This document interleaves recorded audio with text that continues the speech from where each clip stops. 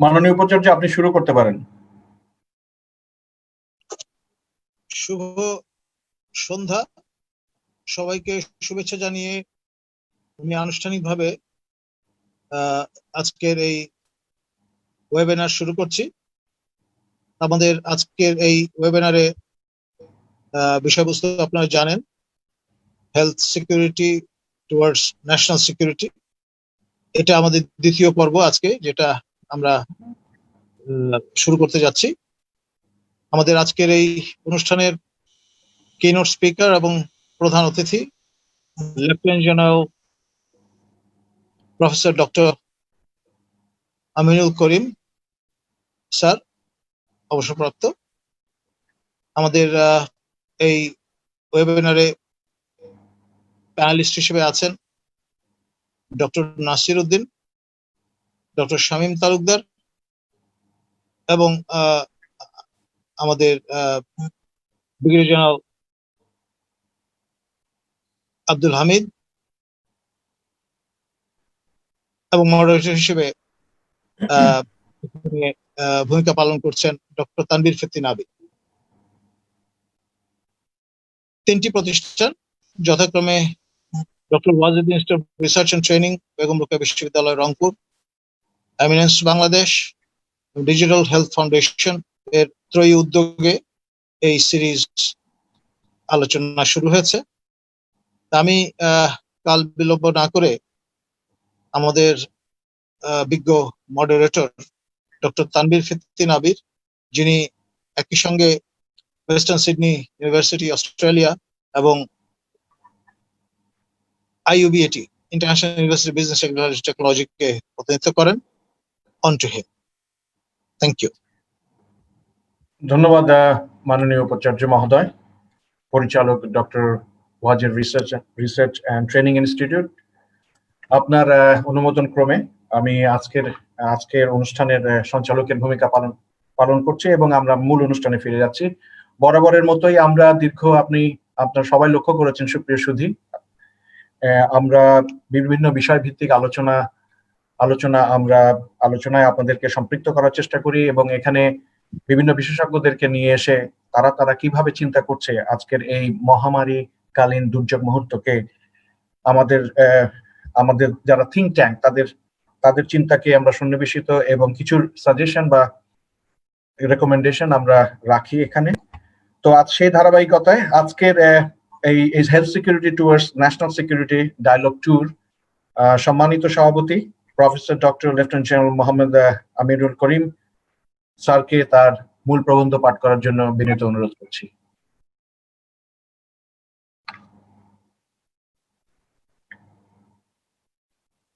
Professor doctor lieutenant general Mohammad Aminul Karim sir, আপনি mute হয়ে আছেন স্যার, একটু আনমিউট করতে হবে প্লিজ। Sorry for that. আসসালামু আলাইকুম। ধন্যবাদ মডারেটর প্রফেসর তানিম এবং মাননীয় উপাচার্য বেগম রোকেয়া ইউনিভার্সিটি রংপুর এবং অন্যান্য বিজ্ঞ প্যানেলিস্ট যারা আছেন, doctor Nasir, Shamim Talukdar and brigadier Hamid, আপনাদের সালাম জানিয়ে এবং আমাদের দর্শকবৃন্দদের সালাম জানিয়ে ধন্যবাদ জানিয়ে আমি আমার প্রবন্ধটা পড়ার চেষ্টা করব, বোঝাবার চেষ্টা করব। এটা একটা টেকনিক্যাল সাবজেক্ট বলতে গেলে, এটা আমার মনে হয় ডক্টর নাসিরউদ্দিন বা শামীম তালুকদার ওনাদের জন্য এটা খুব সুন্দর হতো বললে। বাট এনিওয়ে, আমি আমার পক্ষ থেকে আমার প্রেক্ষাপট থেকে যতটুকু পারি এটাকে বলবার চেষ্টা করব। আমি একটা টার্ম এখানে ইউজ করেছি আমার পেপার, সেটা হলো HRD, human resource development. Human resource development is definitely এটা, এবং হিউম্যান রিসোর্স ম্যানেজমেন্টের মধ্যে অনেক পার্থক্য আছে। ডেভেলপমেন্টটা ন্যাশনাল লেভেল, স্ট্র্যাটেজি লেভেলে হয়, HRMটা দি অপারেশন লেভেল আর ট্যাকটিক্যাল লেভেলে ধরা হয়। বাট HRDর মধ্যে অনেকে ধারণা আছে যে হিউম্যান রিসোর্স ডেভেলপমেন্টে শুধু শিক্ষা ব্যবস্থা বোধহয় করা হয়। ইন্ডিয়াতে একটা মিনিস্ট্রি আছে, হিউম্যান রিসোর্স ডেভেলপমেন্ট মিনিস্ট্রি, সেটাকে শিক্ষা মন্ত্রণালয়ই বলা হয় অ্যাকচুয়ালি। বাট HRDর মধ্যে কিন্তু কালচার এবং হেলথটা চলে আসে। শিক্ষা, স্বাস্থ্য এবং কালচার, এই তিনটা কম্বিনেশন ইজ এইচআরডি। আমি এই পয়েন্টের উপর বেস করে আমার প্রবন্ধটা উপস্থাপন করতে চাচ্ছি। এবং এইচআরডি যদি স্ট্রং না হয়, বাংলাদেশে শক্ত না হয়, আমাদের কম্পারেটিভ অ্যাডভান্টেজ বলতে গেলে একটাই রিসোর্স আছে, সেটা হলো আমাদের ম্যান পাওয়ার, মানব সম্পদ। এই মানুষ যেটা আছে এটাকে সম্পদে পরিবর্তন করতে হবে।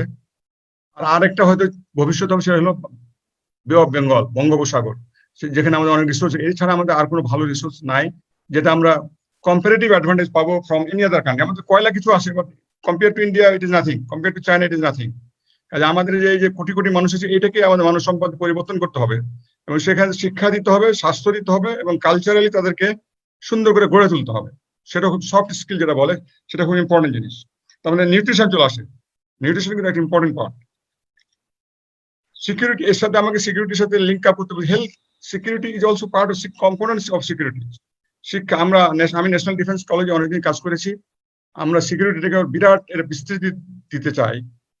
এনার্জি না থাকলে দেশ চলবে না। তো দেশে, সারা দেশ যদি ফ্লাডে ডুবে যায়, তো দেশ তো চলবে না। তো আমাদের আজকে স্বাস্থ্য ব্যবস্থা এমন অবস্থা তো দাঁড়িয়েছে, যেখানে দেশের অবস্থা এখন বলতে গেলে আমরা এক্সিস্টেন্সিয়াল থ্রেটে ভুগতেছি। এখন এটা আমরা এগুলোকে বলি কোর ভ্যালু বলি আমাদের ইন্টারন্যাশনাল রিলেশনস টার্মে। কোর ভ্যালু যেটা a nation cannot compromise on that. When a nation is threatened to its existence, then nation cannot compromise but to employ all resources, যত রিসোর্স তার আছে, তার within his ambit, including military resources, employ করতে হয় দেশটাকে বাঁচাবার জন্য। এখন হেলথ সিকিউরিটি ওই পর্যায়ে চলে আসছে। আমাদের সত্যি কথা বলতে কোনো অসুবিধা নাই।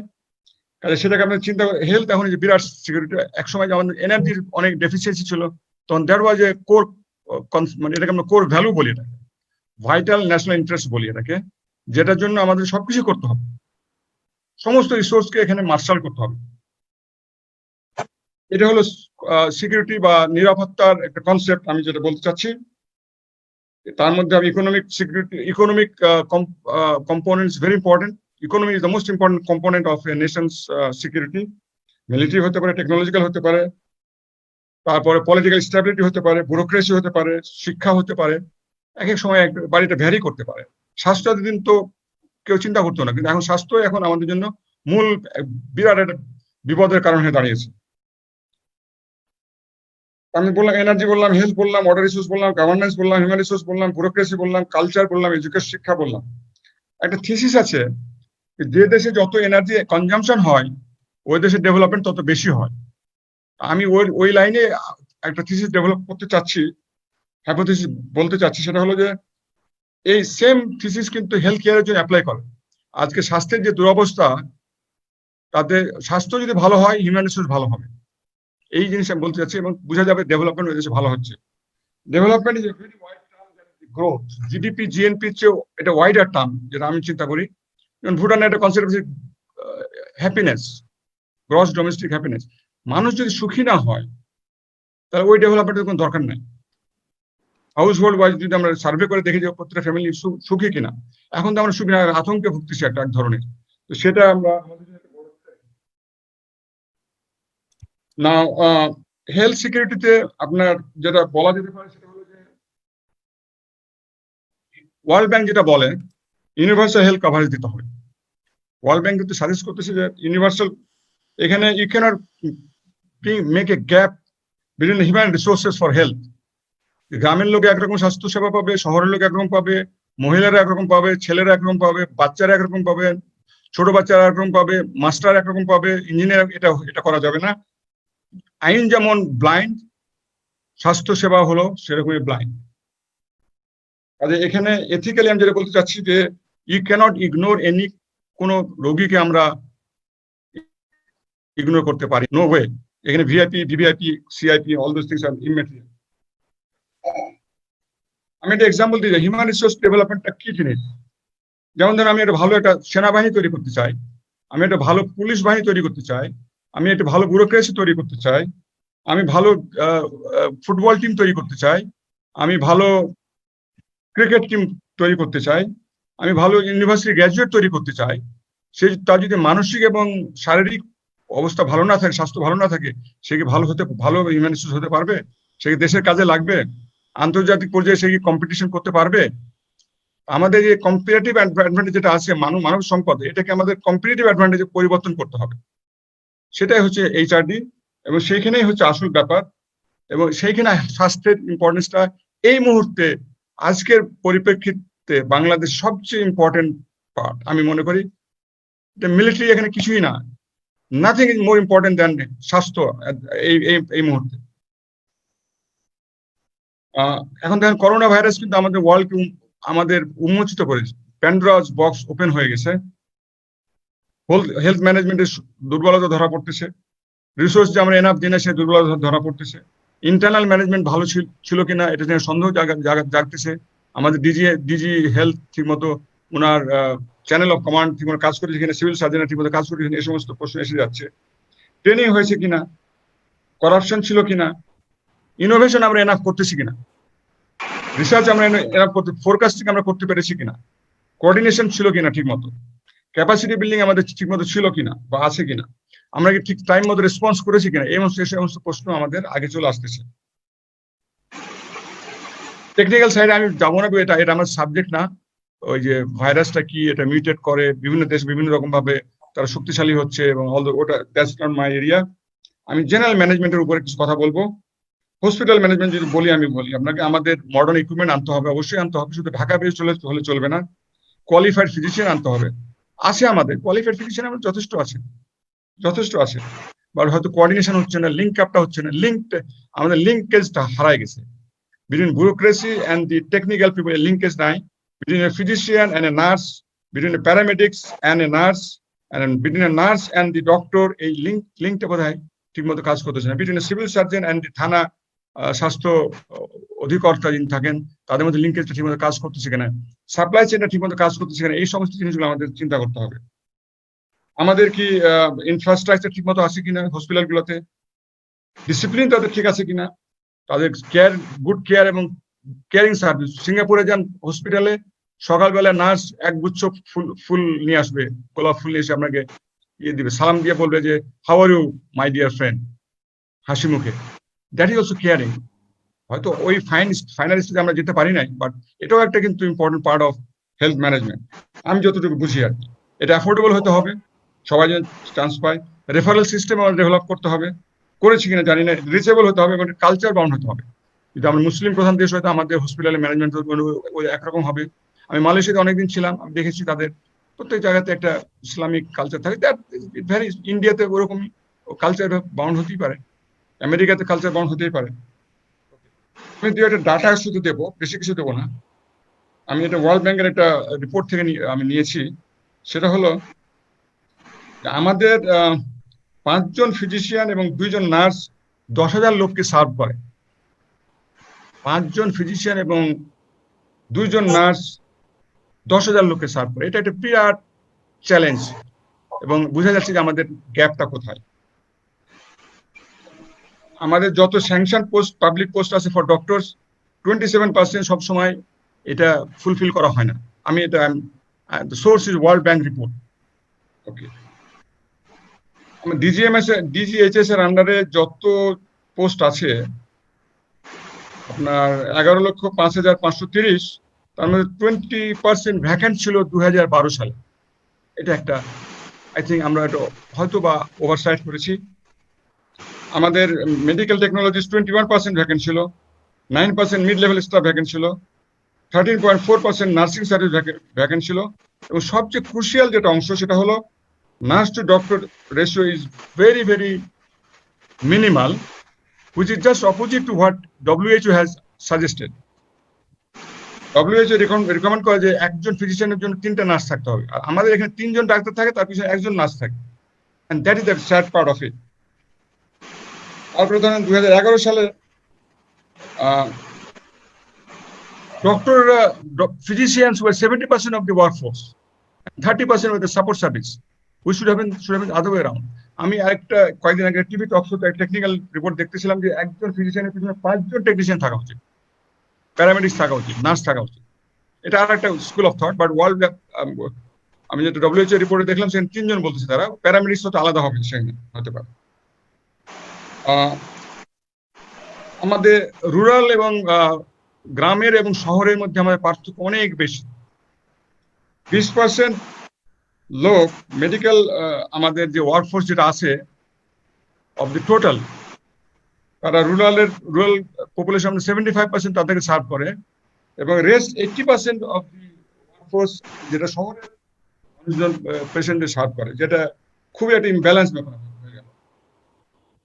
ডক্টর টু পপুলেশন রেশিও আমাদের আরবান এরিয়াতে, শহরে যেটা হচ্ছে, একজন ডাক্তার সার্ভ করতেছে 15,000 রোগীকে, অথচ গ্রামে এটার 10 গুণ বেশি। These are some of the loopholes that we have. মালয়েশিয়াতে যান, থাইল্যান্ডে যান, তারা মেডিকেল ট্যুরিজম স্পন্সর করতেছে। মালয়েশিয়া প্রচুর রোগী পায় ইন্দোনেশিয়া থেকে, প্রচুর রোগী আসে। আপনি মালাক্কাতে যান, প্রচুর হসপিটাল করে রাখছে, সব ইন্দোনেশিয়ান রোগী, কম পয়সায় তারা চিকিৎসা পায়। জাস্ট মালাক্কা স্টেট ক্রস করে চলে আসে এখানে, অনেক বড় বড় হোটেল খুলে রাখছে। আমরা তো এটা করতে পারতাম, বাট আমরা কি করছি? আমরা থাইল্যান্ডে যাচ্ছি, আমরা সিঙ্গাপুরে যাচ্ছি, আমরা ইন্ডিয়া যাচ্ছি, আমরা রিভার্স করতেছি। আমাদের তো we have the asset, we have the abilities, we have the brain power, we have the man power, আমাদের নলেজ পাওয়ার আছে, আমাদের উইজডম পাওয়ার, বাট আমাদের ম্যানেজমেন্টের কোথাও গন্ডগোল হচ্ছে, সেটাকে আমরা হয়তো ঠিকমতো মার্শাল করতে পারতেছি। আমরা বর্তমানে ডিপেন্ডেন্সি সিনড্রোমে ভুগতেছি। আমার এখন পিপি পাওয়ার জন্য চায়নাতে যেতে হচ্ছে, ওই একটা মেডিসিন চায়নাতে যেতে হচ্ছে, ইন্ডিয়াতে যেতে হচ্ছে, আমেরিকাতে যেতে হচ্ছে। এই যে ডিপেন্ডেন্সি সিনড্রোমটা, এটা দেশের জন্য খুবই crucial. At this point in time দেশের অবস্থা যখন আমরা বলতে গেলে যথেষ্ট বিপদগ্রস্ত বলতে পারি, self sufficiency is very important, যেটা মেনটেন করা হচ্ছে না, হয়নি। আমাদের দেখেন, আজকে করোনার জন্য আমাদের ন্যাশনাল সিকিউরিটি, জাতীয় নিরাপত্তা একটা বিরাট বিপদের মুখে। রেমিটেন্স আর্নিং কমে যাচ্ছে, এক্সপোর্ট কমে যাচ্ছে, ইকোনমি অ্যাক্টিভিটি কমে যাচ্ছে, বাট আমাদের এগ্রিকালচার ভালো করতেছে। এগ্রিকালচার এবার যথেষ্ট ভালো করেছে। We must give thanks to this agriculture. ওরা, আমি বলবো, এগ্রিকালচার মিনিস্ট্রি কিন্তু ফোর্সি করেছে জিনিসপত্র, ভালো ভালো মেশিন। এই যে সুনামগঞ্জে বলেন, আমাদের নর্থ বেঙ্গল নওগাঁতে বলেন, এই যে ধানটা তাড়াতাড়ি করে কাটাই দিছে বিপদ আসার আগে, বন্যা আসার আগে। ভেরি গুড, বাট এটা মার্কেটিংটা ঠিক মতো হচ্ছে কিনা ওটা আমাদের দেখতে হবে, সেটা বোধহয় ইমপ্রুভমেন্টের দরকার আছে। আমি আর এর সাথে আমি আর দুই একটা কথা বলতে চাই, সেটা হলো যে আমাদের উই শুড স্টার্ট ফ্রম উপজেলা লেভেল। আমাদের হেলথ সিস্টেম, আমাদের তো একটা ইনফ্রাস্ট্রাকচার রেডি আছে, উপজেলাতে আছে, জেলাতে, প্রত্যেক জেলাতে একটা হসপিটাল আছে, এবং বড় বড় জেলা, পুরোনো জেলাগুলোতে একটা মেডিকেল কলেজ আছে, এবং ইউনিভার্সিটি খুলতেছে। আমাদের সরকার বর্তমানে একটা মেডিকেল ইউনিভার্সিটি ঢাকাতে চলতেছে, এবং আরেকটা চিটাগং এবং ঢাকা, রাজশাহীতে অলরেডি ওপেন হয়েছে, তারা কাজ শুরু করেছে। এটা আমি বলি বিরাট একটা কাজ, যেখানে রিসার্চ হবে এবং তারাই কন্ট্রোল করবে। ইনফ্যাক্ট ওই রেফারেল সিস্টেমটা এইভাবে চলতে পারে, উপজেলা থেকে জেলা সদরে, জেলা সদর থেকে মেডিকেল কলেজগুলো, মেডিকেল কলেজ থেকে মেডিকেল ইউনিভার্সিটি, এই রেফারেল সিস্টেম এইভাবে। আর মালয়েশিয়ার ইউনিভার্সিটি মালয়তে আমি অনেকদিন চাকরি করেছি। ইউনিভার্সিটি মালয় যে হসপিটালটা, সেই হসপিটাল পুরো দেশের রেফারেল ইউনিভার্সিটি হসপিটাল হিসেবে কাজ করে, ইউনিভার্সিটিকে সাপোর্ট দেয়, আবার জাতীয় পর্যায়ে referral, highest referral university hospital হিসেবে কাজ করে। এটা আমাদের ভালো একটা উদ্যোগ, খুবই ভালো উদ্যোগ, এই যে মেডিকেল ইউনিভার্সিটি আমরা খুলতেছি। আমাদের ফার্মেসি ইন্ডাস্ট্রি অনেক অনেক উন্নত, state of the art, simply square বলেন, বেক্সিমকো বলেন, এরা খুবই ভালো করছে। তাদের ঔষধ আজকে ইউতে যাচ্ছে, ইউএসএ, ইভেন কানাডাতে যাচ্ছে। এটা একটা বিরাট আমাদের অ্যাচিভমেন্ট। তবে আমি বলবো এটা আমাদের ইকোনমিতে হেল্প করতেছে, এবং এটি আমাদের জাতীয় ন্যাশনাল সিকিউরিটিতে কন্ট্রিবিউট করতেছে, এটা ইন এ বিগ ওয়ে। আমি নেক্সট পয়েন্ট যেটা বলতে চাবো, সেটা হলো আমাদের পাবলিক হেলথ বা মেন্টাল হেলথ সাইডটা বোধহয় ইগনোর করা হয়। এটা আপনারা যারা এক্সপার্ট আছেন তারা ভালো বলতে পারবেন। আমরা সবকিছু সাথে মেন্টাল হেলথ আমাদের খুব ইম্পর্টেন্ট। এটা বোধহয় আমাদের দেশে কিছুটা হলেও, আমার বন্ধু বান্ধব যারা ডাক্তার আছে তারা বলে এই সাইডটা বোধহয় আমাদের ইগনোর করা হয়। আমাদের ধরুন পাবলিক হেলথ ইগনোর করা হয়। যেমন আজকের যে এই যে করোনার এই যে পাবলিক হেলথ প্রবলেম, যে পাবলিক হেলথ প্যান্ডেমিক, আমাদের পাবলিক হেলথ সিস্টেম কি সবাই কাজ করতে, হসপিটাল কাজ করতেছে, কিন্তু public health is a big subject. এটাতে তো গভর্নমেন্ট বলেন, এনজিও বলেন, হসপিটাল বলেন, সবকিছু linked up. Civil surgeon involve, DC involve, military involve, police involve, big chain. এই কোঅর্ডিনেশনটা কে করে দেবে? This is a big challenge for আমার কাছে। যেটা এই কোঅর্ডিনেশনটা বড় একটা অভাব হয়েছে, আর এটা একটা বড় একটা challenge actually. It's a big challenge for us. আমরা অনেক কিছু তো জানিও না। ইনফ্যাক্ট আমাদের it was a big challenge for us, thrown on the whole world actually. এই সমস্ত যদি আমরা ঠিক করতে, পাবলিক হেলথ ঠিক করতে, water supply, Suarez system, pollution, cleanliness, fresh বা অর্গানিক ফুড বা general public habit, bad habits যেগুলো আমি বলতে চাচ্ছি, গ্রামের লোকদের এখন ওই ব্যাড হ্যাবিট গুলো রয়ে গেছে, সকালবেলা বাইরে গিয়ে টয়লেট করা, এই সমস্ত হ্যাবিট, এগুলো আমাদের অ্যাড্রেস অনেকখানি করা হয়েছে, অনেকখানি করা হয়েছে। আগে তো খুবই অবস্থা খারাপ ছিল, এখন অনেক ইমপ্রুভ করেছে। তো সেটা করলে আমাদের হিউম্যান রিসোর্স ডেভেলপমেন্ট অনেক বেটার হবে, এবং that will contribute to the national security. Maternal health and health for the new born is a big challenge for আস। এটা আমাদের কমিউনিটি সেন্টার যেগুলোতে আছে অনেক কাজ করতেছে। আমাদের থানা লেভেলে আই এম শিওর আমাদের আমাদের মেডিকেল হসপিটাল যেগুলো তারা ভালো কাজ করছে, কিন্তু তাদেরকে আরো এক্সপার্ট দেয়, ইকুইপমেন্ট, সব ধরনের ইকুইপমেন্ট ওখানে নিতে হবে। Why not? Let's take the best system to the doorstep of the people. একটা উপজেলাতে অনেক লোক, এখন একটা উপজেলাতে অনেক লোক, অনেক পেশেন্ট পাওয়া যায়। ওটা বললাম। and we cannot ignore the mental health. আমি যেটা সাজেস্ট করতে চাবো সেটা হলো যে জিডিপির 3% at least to start with, এই বাজেট ইয়ারে হবে কিনা সেটা আমি বলতে পারবো না, সামনের বাজেটে হয়তো করা উচিত। 3% অফ দ্য জিডিপি আমাদের স্বাস্থ্য খাতে ব্যয় করা উচিত। শিক্ষা খাতের ব্যাপারে আমি বলতে পারবো না, অবশ্যই বাড়ানো উচিত। বা স্বাস্থ্য খাতে আমার 3%, ওয়ার্ল্ড স্ট্যান্ডার্ড হচ্ছে 5%, WHO স্ট্যান্ডার্ড কিন্তু যতটুকু আমি বুঝি 5% of the GDP should be spend on the health service, যেটা হয়তো করা হচ্ছে না। এবং আমরা তো আমাদের লুফলগুলো বুঝতে পারলাম। I am sure we have learn good lessons out of this, and we are struggling, but then we are moving forward. আমরা ফরওয়ার্ড মুভ করতেছি তো, আগাচ্ছি তো। This is a challenge and we have to deal with that. Private হসপিটালগুলো আমাদের জন্য এক ধরনের challenge এখন যেটা মনে হচ্ছে। সরকারি হসপিটালগুলোতে দায়বদ্ধতা থাকে, প্রাইভেট হসপিটাল কোথায় they have to better regulated. গভর্নমেন্টের রেগুলেশনটা আপনি স্ট্রিক্ট করা উচিত। প্রাইভেট হসপিটাল কিছু ইনসিডেন্ট হয়েছে, এক হসপিটাল বলে না আমার হসপিটাল আসবেন না আপনি, আর ওইটাতে যান, ওট বলে আপনি ওইটাতে যান, আমরা করোনা পেশেন্ট আমরা নিই না, এরকম ধরনের কিছু ঘটনা হয়েছে, যেটা খুব দুঃখজনক। আই এম শিওর গভর্নমেন্ট এটা চিন্তা করতেছেন। এবং এটাও কিন্তু এখন যদি আমরা এটাকে এক ধরনের আমি বলবো জাস্টিস বলবো, এটাকে একটা ন্যায় বিচার বলবো আমি, যেটা সেটা যদি ঠিক না থাকে তাহলে একটা দেশের ডেভেলপমেন্ট হবে না। তো জাতীয় নিরাপত্তা ঠিকমতো হবে না। কোর্ট কাছারি যদি ঠিকমতো কাজ না করে জাতীয় নিরাপত্তা বিঘ্নিত হতে বাধ্য। আইন কানুনের প্রতিফলন যদি না হয়, এটাকে যদি আমরা বাস্তবায়ন না করতে পারি, জাতীয় নিরাপত্তা বিঘ্নিত হবেই। আর আমাদের সবচেয়ে বড় জিনিস আমাদের বর্তমানে যেটা দেখা যাচ্ছে, সোশ্যাল ইনইকুয়ালিটি, সামাজিক ভেদাভেদটা খুব বেড়ে গেছে। যার হাতে মানে কি বলা যায়, 80% of the people is controlling about maybe 10% of the GDP, or 20% of the people are controlling maybe 80% of the GDP. আমেরিকাতে নাকি 1% or 2% they control 90% of the GDP.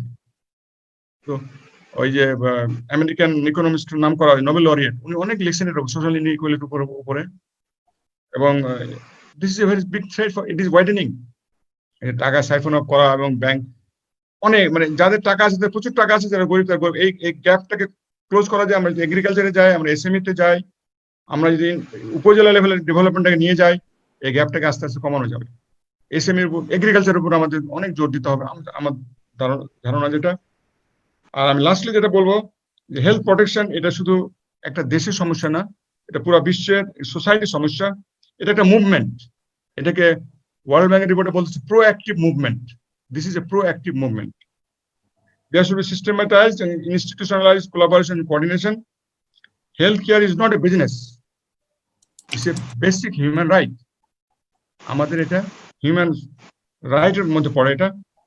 So entire চেনের মধ্যে এথিক্স থাকতে হবে, মোরালিটি থাকতে হবে, এবং health policy should be based on evidence দেখে তারপর হেলথ পলিসি। আমাদের এখানে ম্যালেরিয়া, চিরং হিল ট্যাক্সে ম্যালেরিয়া হয়, সাধারণ এই সব নর্মাল জায়গাতে ম্যালেরিয়া অনেক কমে গেছে। এটা একটা এভিডেন্স। ওই বেসড অন যেমন আমাদের চিটাগং সিএমএইচ মিলিটারিতে is very strongly stuffed with doctors who are expert on malaria treatment, যেটা ঢাকাতে হতে দরকার নাই, যেটা রংপুরে হতে দরকার নাই। It is always evidence based, এবং health decision makers and experts have to work as a team. The bureaucracy, the secretary, joint secretary and all those and the experts have to work together as a team. আমি জানি তো, আমি এখনো জানি না, এই কথা বলার সুযোগ নাই। অ্যান্ড যদি বেশি লোক মারা যায়, বেশি লোক সিক হয়, তাহলে কিন্তু ইকোনমি সাফার করবে, HRD human resource development suffer করবে, and that will be a huge cost to our জাতীয় নিরাপত্তা বা national security. With that, I thank you very much for your patient hearing, and it was a wonderful talking to such learned audience, and অন্যান্য দর্শকবৃন্দ যাদের, তাদেরকে ধন্যবাদ জানিয়ে আমি আমার বক্তব্য এখানে শেষ করতেছি। ধন্যবাদ।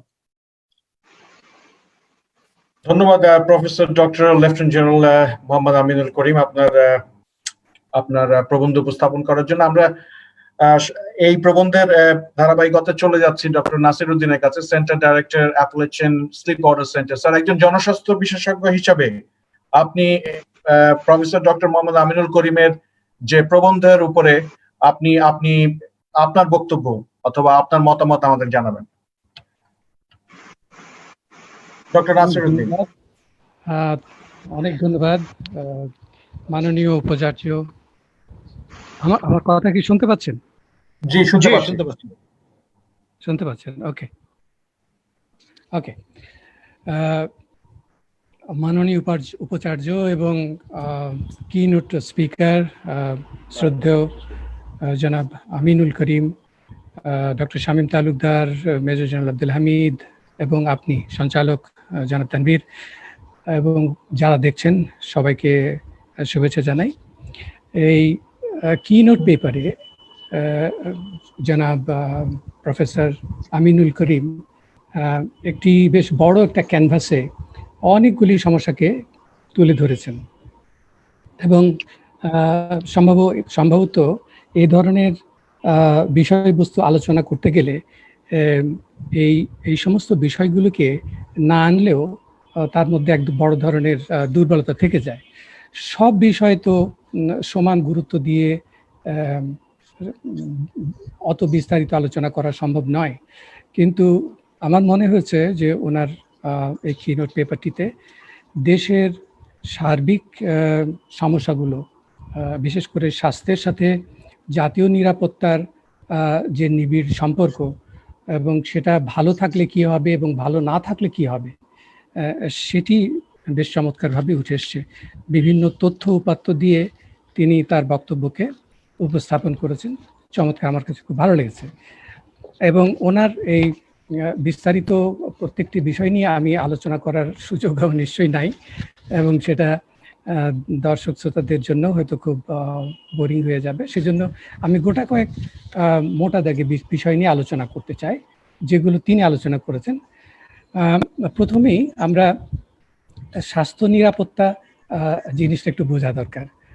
জাতীয় নিরাপত্তাও অনেকে অনেকভাবে বোঝেন, এবং স্বাস্থ্য নিরাপত্তার বোঝার আগে আমি নিজেকে স্মরণ করিয়ে দিই যে আসলে স্বাস্থ্যের ডেফিনেশনটা কি, স্বাস্থ্যকে কিভাবে WHO ডিফাইন করেছে। তারা পরিষ্কারই বলেছে বহু বছর আগে, সেটা হচ্ছে যে physical, mental, social wellbeing and not merely the absence of disease or infirmity, অর্থাৎ শুধুমাত্র অসুখের অনুপস্থিতি নয়, দৈহিক, মানসিক, সামাজিক, এবং কেউ যোগ করেছেন স্পিরিচুয়াল, এই ওয়েলবিংগুলো যদি আমরা ইনশিওর করতে পারি তাহলে স্বাস্থ্য, অর্থাৎ স্বাস্থ্যটা হচ্ছে একটা ইতিবাচক ব্যাপার। কিন্তু আমরা যখনই স্বাস্থ্যের কথা বলি তখনই আমাদের মাথার মধ্যে এসে দাঁড়ায় ডাক্তার, নার্স, হাসপাতালের যন্ত্রপাতি ইত্যাদি। আমাদের মনে রাখতে হবে যে স্বাস্থ্যকে যদি আমরা ইতিবাচক একটি কনসেপ্ট হিসাবে ধরি, তাহলে আমাদেরকে এমন একটা ব্যবস্থা তৈরি করতে হবে যেখানে লোকজনকে হাসপাতালে যেতে হবে না, যেখানে ডাক্তারের প্রয়োজনীয়তাটা কম, যেখানে নার্সের প্রয়োজনীয়তাটা কম, যেখানে সব ধরনের ইনফ্রাস্ট্রাকচারের প্রয়োজনীয়তাটা কম। এখন কেউ হয়তো বলবেন যে এটা তো একটা ইউটোপিয়া, মানুষ থাকবে অথচ অসুখ হবে না, এটা হয় না। একদম ঠিক কথা। যতদিন পর্যন্ত পৃথিবীতে আমরা থাকবো, মানুষ থাকবে, ততদিন পর্যন্ত আমাদের অসুখ বিসুখ হবেই, সেটা ছোট হোক আর বড় হোক। এবং মানুষ হাসপাতালের দিকেই যাবে, কারণ মানুষ জানে যে অসুস্থ হলে আমাকে কোথায় যেতে হবে। এবং একই সঙ্গে এটাও বলি, আমাদের দেশে তথা আমাদের সাউথ এশিয়ার প্রায় সব দেশেই একটা প্রবণতা যে অসুখের চূড়ান্ত পর্যায়ে না পৌঁছানো পর্যন্ত আমরা কেউ হাসপাতালে যাই না। যখন একেবারেই আর সহ্য হচ্ছে না, শুধু তখনই আমরা হাসপাতালমুখী হই। তো এটা তো আর রাতারাতি পাল্টে ফেলা যাবে না। এটা যেমনটা প্রফেসর আমিনুল করিম সাহেব খুব সুন্দর ব্যাখ্যা করে বলেছেন যে কেন অনেকগুলো পরিবর্তন সাপেক্ষে এই পরিবর্তনগুলো আসবে। প্রফেসর করিম তার প্রারম্ভিক বক্তব্যে এক জায়গায় বলেছেন যে স্বাস্থ্যকে হতে হবে সার্বজনীন, অর্থাৎ সকল দেশের সকল ব্যক্তি যেন তার প্রয়োজন মোতাবেক এই সেবাটি পান। সেটি যদি আমরা নিশ্চিত করতে না পারি তাহলে বহু লোক তো স্বাস্থ্যসেবার অভাবে কষ্ট পাবেন, এবং এটি তো কোনো একটা সফল রাষ্ট্রের মাপকাঠি হতে পারে না। সেখানে আমাদের সাফল্যকে আমরা তো সাফল্য বলতে পারবো না। পৃথিবীর সব দেশ এবং আমাদের তৃতীয় বিশ্বের দেশগুলো, সাউথ এশিয়ান অনেক কান্ট্রি, আমাদের নানা রকম সমস্যায় অনেক সমস্যার কিন্তু আমরা সমাধান করেছি বিগত 20-25 বছরে। আমরা বাংলাদেশের কথাই যদি বলি, বাংলাদেশ কিন্তু স্বাস্থ্যক্ষেত্রে বিপুল অগ্রগতি সাধন করেছে। এটা আমরা অনেকে স্বীকার নাও করতে পারি, কিন্তু আমরা যারা স্বাস্থ্য ব্যবস্থাপনার সাথে জড়িত আমরা জানি যে আমাদের দেশে একটা বিশেষ সময় নয়, আমাদের দেশে এখন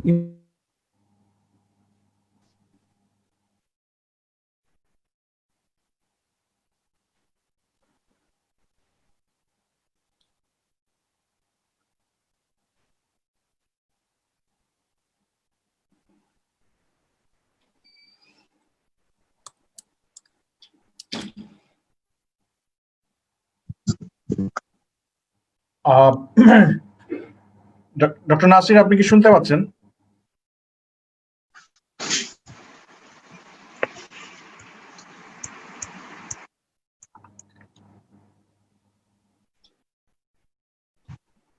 খুব সম্ভবত যান্ত্রিক ত্রুটির জন্য। জি জি, প্লিজ বলুন। 5% শিশুকে আমরা টিকা দিতাম।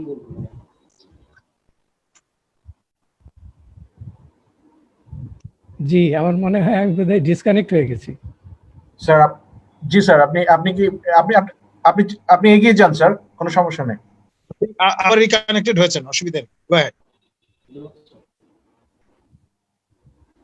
কেটে যাচ্ছে। স্যার, আমরা শুনতে পাচ্ছি।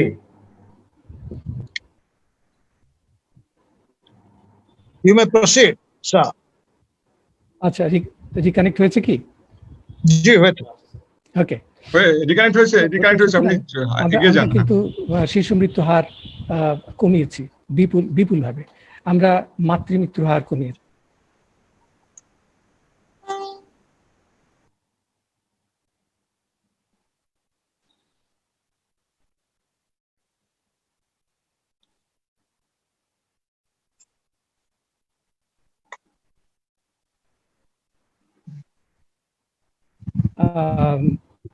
আমরা মাতৃস্বাস্থ্যের কথা বলি, শিশু স্বাস্থ্যের কথা বলি, ওয়াটার সাপ্লাই অ্যান্ড স্যানিটেশনের কথা বলি, এইসব ব্যাপারে কিন্তু আমাদের সাফল্য ব্যাপক আমরা সাফল্য পেয়েছি। অর্থাৎ আমরা প্রিভেন্টিভ হেলথে যেখানে রোগ প্রতিরোধের ব্যাপার, সেখানে কিন্তু আমাদের সাফল্য বিরাট। এখন রোগ প্রতিরোধই তো শেষ নয়, আমাদের তো অসুখ হবে এবং অসুখ হলে তাকে চিকিৎসাও দিতে হবে। এখন আমাদের স্বাস্থ্য ব্যবস্থার জন্য আমাদের স্বাস্থ্য ব্যবস্থার যে মেইন পিলার, সেগুলো হচ্ছে হাসপাতাল কেন্দ্রিক। এখন হাসপাতাল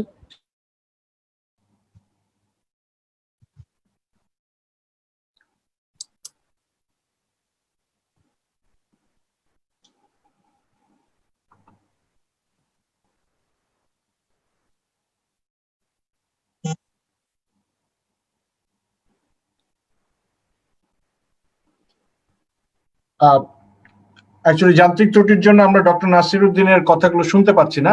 উনি আবার আমাদের সাথে সংযুক্ত হলে আমরা তাকে আবার নিয়ে আসবো আপনাদের সামনে। আমি এখন চলে যাচ্ছি ডক্টর শামীম তালুকদারের কাছে। ডক্টর শামীম তালুকদার একজন জনস্বাস্থ্য বিশেষজ্ঞ হিসেবে আপনি প্রফেসর ডক্টর মোহাম্মদ আমিনুল করিমের যে বিষয়টি উনি আমাদের মূল প্রবন্ধে আজকে তুলে ধরেছেন, সে সম্পর্কে আপনি আপনার অভিমত রাখবেন। তবে তার সাথে একটি প্রশ্ন আমি জুড়ে দিচ্ছি। সরকার করোনা টেস্টের জন্য মূল্য নির্ধারণ করেছে, যেটি ছিল বিনা পয়সায় বিনামূল্যে। এখন এটির জন্য অর্থ বরাদ্দ, অর্থাৎ আপনি তাদেরকে টাকা দিতে হবে। তো এই সিদ্ধান্তকে আপনি জনস্বাস্থ্যের নিরিখে কিভাবে দেখছেন? ডক্টর শামীম তালুকদার। ধন্যবাদ রাব্বি ভাই।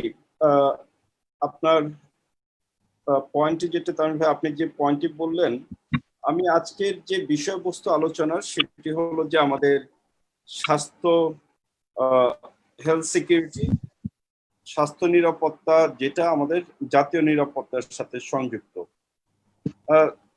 একটা জিনিস আমার মনে হয় যে প্রথমে আলোচনা করে নেওয়া উচিত যে আমাদের স্বাস্থ্য ব্যবস্থাপনার এই কোভিডের সময় যে অবস্থাটা আমরা দেখছি, এটির মূল কারণটা কোথায়, এটির গ্যাপটা কোথায়, এটা বুঝতে পারলে আমাদের স্বাস্থ্য নিরাপত্তা এবং জাতীয় নিরাপত্তা বিষয়টি বোঝা যাবে।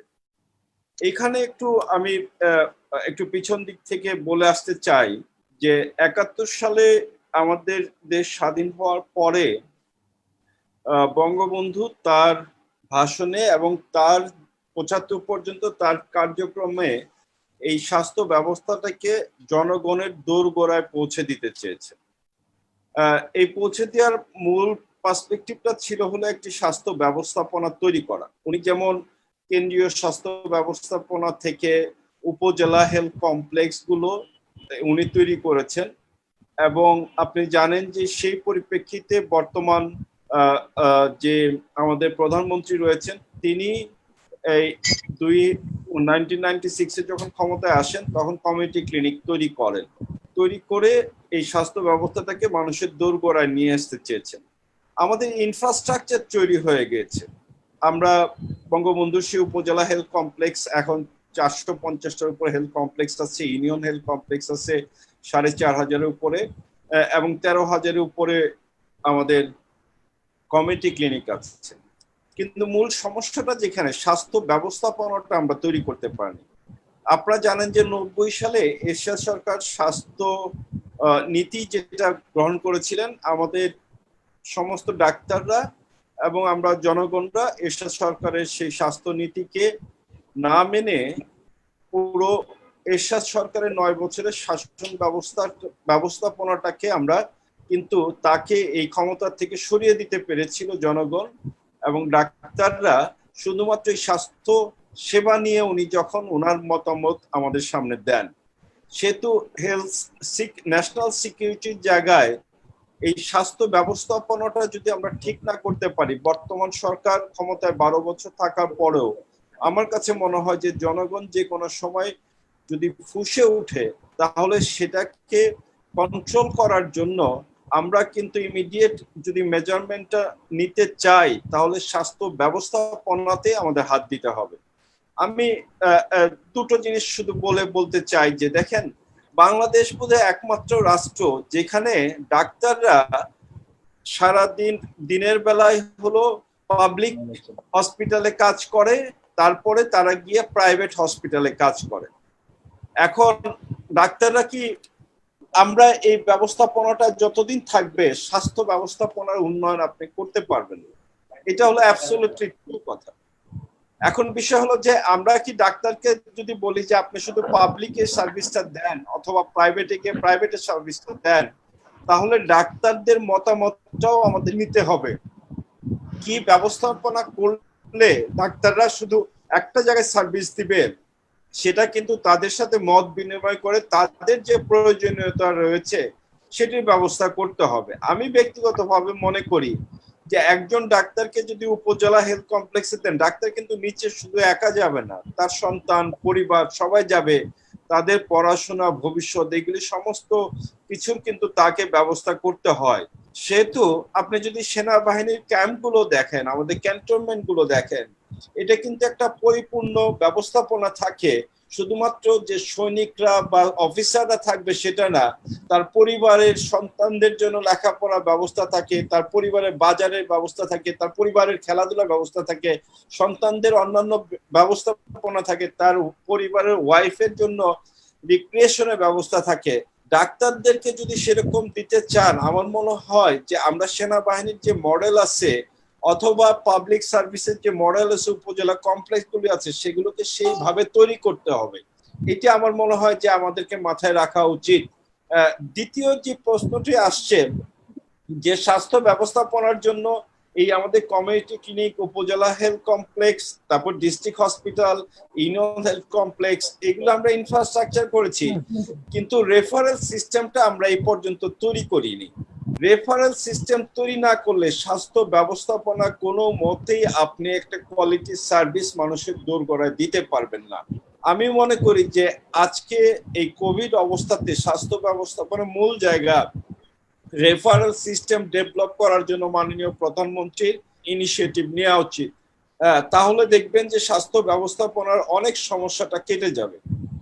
সেকেন্ড একটা পর্যায়ে আসি, আমাদের স্বাস্থ্য ডিজি হেলথে যদি যান দেখবেন যে বাইরে একটা বড় সাইনবোর্ড দেওয়া আছে, যে আমাদের ডিজি মহোদয়ের নাম দিয়ে একটা পোস্টার দেওয়া আছে যে আমি এবং আমার অধিদপ্তর হলো দুর্নীতিমুক্ত।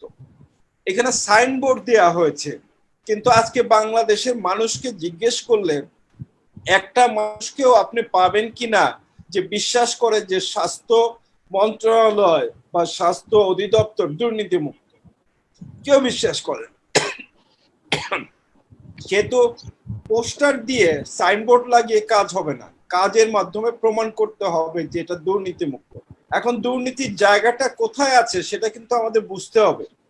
আপনারা দেখেন যে আমাদের এই আমরা ডাক্তাররা যারা রয়েছি, যারা এই স্বাস্থ্য সেবাটা পেয়ে, আপনারা দেখবেন যে এই দুর্নীতির আজকের যে অবস্থা এই সরকারের আমলে যে হয়েছে সেটা কিন্তু না, এটা কিন্তু আগে বিএনপির আমল যেটা ছিল সেই সময় দুর্নীতি চলতো। আমার ব্যক্তিগতভাবে বলবো, আমাদের বিএনপির সময়ে একজন র্যাবের নেতা ছিলেন যার কথাতে সমস্ত কিছু হতো, তার কথাতে একজন পোস্ট গ্রাজুয়েশনের আপনার পোস্ট গ্রাজুয়েশন ডিগ্রি তার আপনার তার অ্যাডমিশনটা হয়ে যেত, তার দল করলে সেইগুলো হয়ে যেত। সে চাইলে তার দলের লোকদেরকে বিভিন্ন জায়গায় তারা পোস্টিং দিয়ে দিতেন এবং দলীয়করণ একটা করা হয়েছে। দুঃখের বিষয় হলো তারা অনেক অন্যায় কাজ করেছিল, আমরা তার বিরুদ্ধে অনেক কথা বলেছি, কিন্তু এই সরকার 12 বছরে কিন্তু সে দলীয়করণ করা, তারা যে অন্যায় কাজ করেছিল সেইগুলো থেকে কিন্তু বের হয়ে আসেনি, সেইগুলোকে আরো শক্তপোক্ত ভাবে তৈরি করা হয়েছে। আজকে ডাক্তারদের যে প্রতিষ্ঠানটি রয়েছে, যে অ্যাসোসিয়েশনটি রয়েছে, তাদের যে অবস্থান রয়েছে কোনো ডাক্তারের কাছে কিন্তু তাদের সেইভাবে কিন্তু অ্যাকসেপ্টেন্সটা নাই। তারা এখানে কিন্তু ডাক্তারের অ্যাসোসিয়েশন শুধু ডাক্তারদের কথা বলবে সেটা না। আমি মনে করি যে বিএমএ যেটি রয়েছে সেটি শুধুমাত্র ডাক্তারদের কথা বলবে না, জনগণের কথাও বলবে, জনগণের সুচিকিৎসার কথাও বলবে। এই পার্সপেক্টিভ থেকে আমি আপনার যে কথাটি বলছেন যে আপনার যে প্রশ্নটি, সেই প্রশ্নের উত্তর দিতে চাই এইভাবে যে আজকে আমাদের দেশে এখন পর্যন্ত 20% গরিব মানুষ রয়েছে এবং এই করোনার কারণে হু করে এই গরিব মানুষের সংখ্যা বাড়ছে। আমরা এতদিন বিনা পয়সায় করোনার চিকিৎসা বিনা পয়সা করে আসলাম, এখন এই যে পয়সা যেটা আমরা ইমপ্লিমেন্ট করতে যাচ্ছি, এটা গরিব মানুষের কি করোনা হবে না? তাহলে তারা কিভাবে এফোর্ড করবে সেটা কিন্তু একটা চিন্তার বিষয়। কিন্তু তাদের এই দাবিটার কথা কারা বলবে সবার আগে সেটা কিন্তু আমাদের ভেবে দেখা উচিত। আজকে তো ডাক্তার সমাজের যত অ্যাসোসিয়েশন রয়েছে, যত প্ল্যাটফর্ম রয়েছে, যত আপনার রাজনৈতিক দল রয়েছে, তাদের কিন্তু এই দাবিটা উঠানো উচিত যে আমার জনগণের জন্য এই করোনা চিকিৎসা, করোনা টেস্ট করার জন্য যে পয়সা দেওয়া হচ্ছে সেটি জনগণ দিতে পারবে না এবং সরকার এটা দায়িত্ব নেওয়া উচিত। আমি মনে করি যে সরকার আবার পুনর্বিবেচনা করবেন, কারণ পুনর্বিবেচনা কারণটা আমি এই জন্যই বলছি, 90-এর আন্দোলনের মাধ্যমে এরশাদকে হটিয়ে দেওয়ার পিছনে কিন্তু মূল কারণ ছিল হলো এই স্বাস্থ্য ব্যবস্থাপনা। আমরা চাই না এই বর্তমান সরকার মুক্তিযুদ্ধের পক্ষের সরকার, 71-এর যেই জীবন দিয়ে একসাথে এই দেশকে স্বাধীন করেছি, এই করোনার সময় আমরা সবাই মিলে আমাদের যত কিছু আছে সেগুলো দিয়ে আমরা এই দেশকে আবার সামনের দিকে এগিয়ে নিয়ে যাব। আমরা চাই না যে এই সরকার কোনো মতো বিপদে পড়ুক এবং কোন রকম জনরোষ তৈরি হোক। সেই জনরোষের কথা মাথায় রেখে হলেও এই সামান্য কিছু টাকা, করোনা টেস্টের টাকা জনগণের কাছ থেকে নেওয়া উচিত না বলে আমি মনে করি। আবার বলছি, যে পলিটিক্যাল সিকিউরিটি এবং এটা আমার ন্যাশনাল সিকিউরিটি, এটা আমাদের মাথায় রাখতে হবে।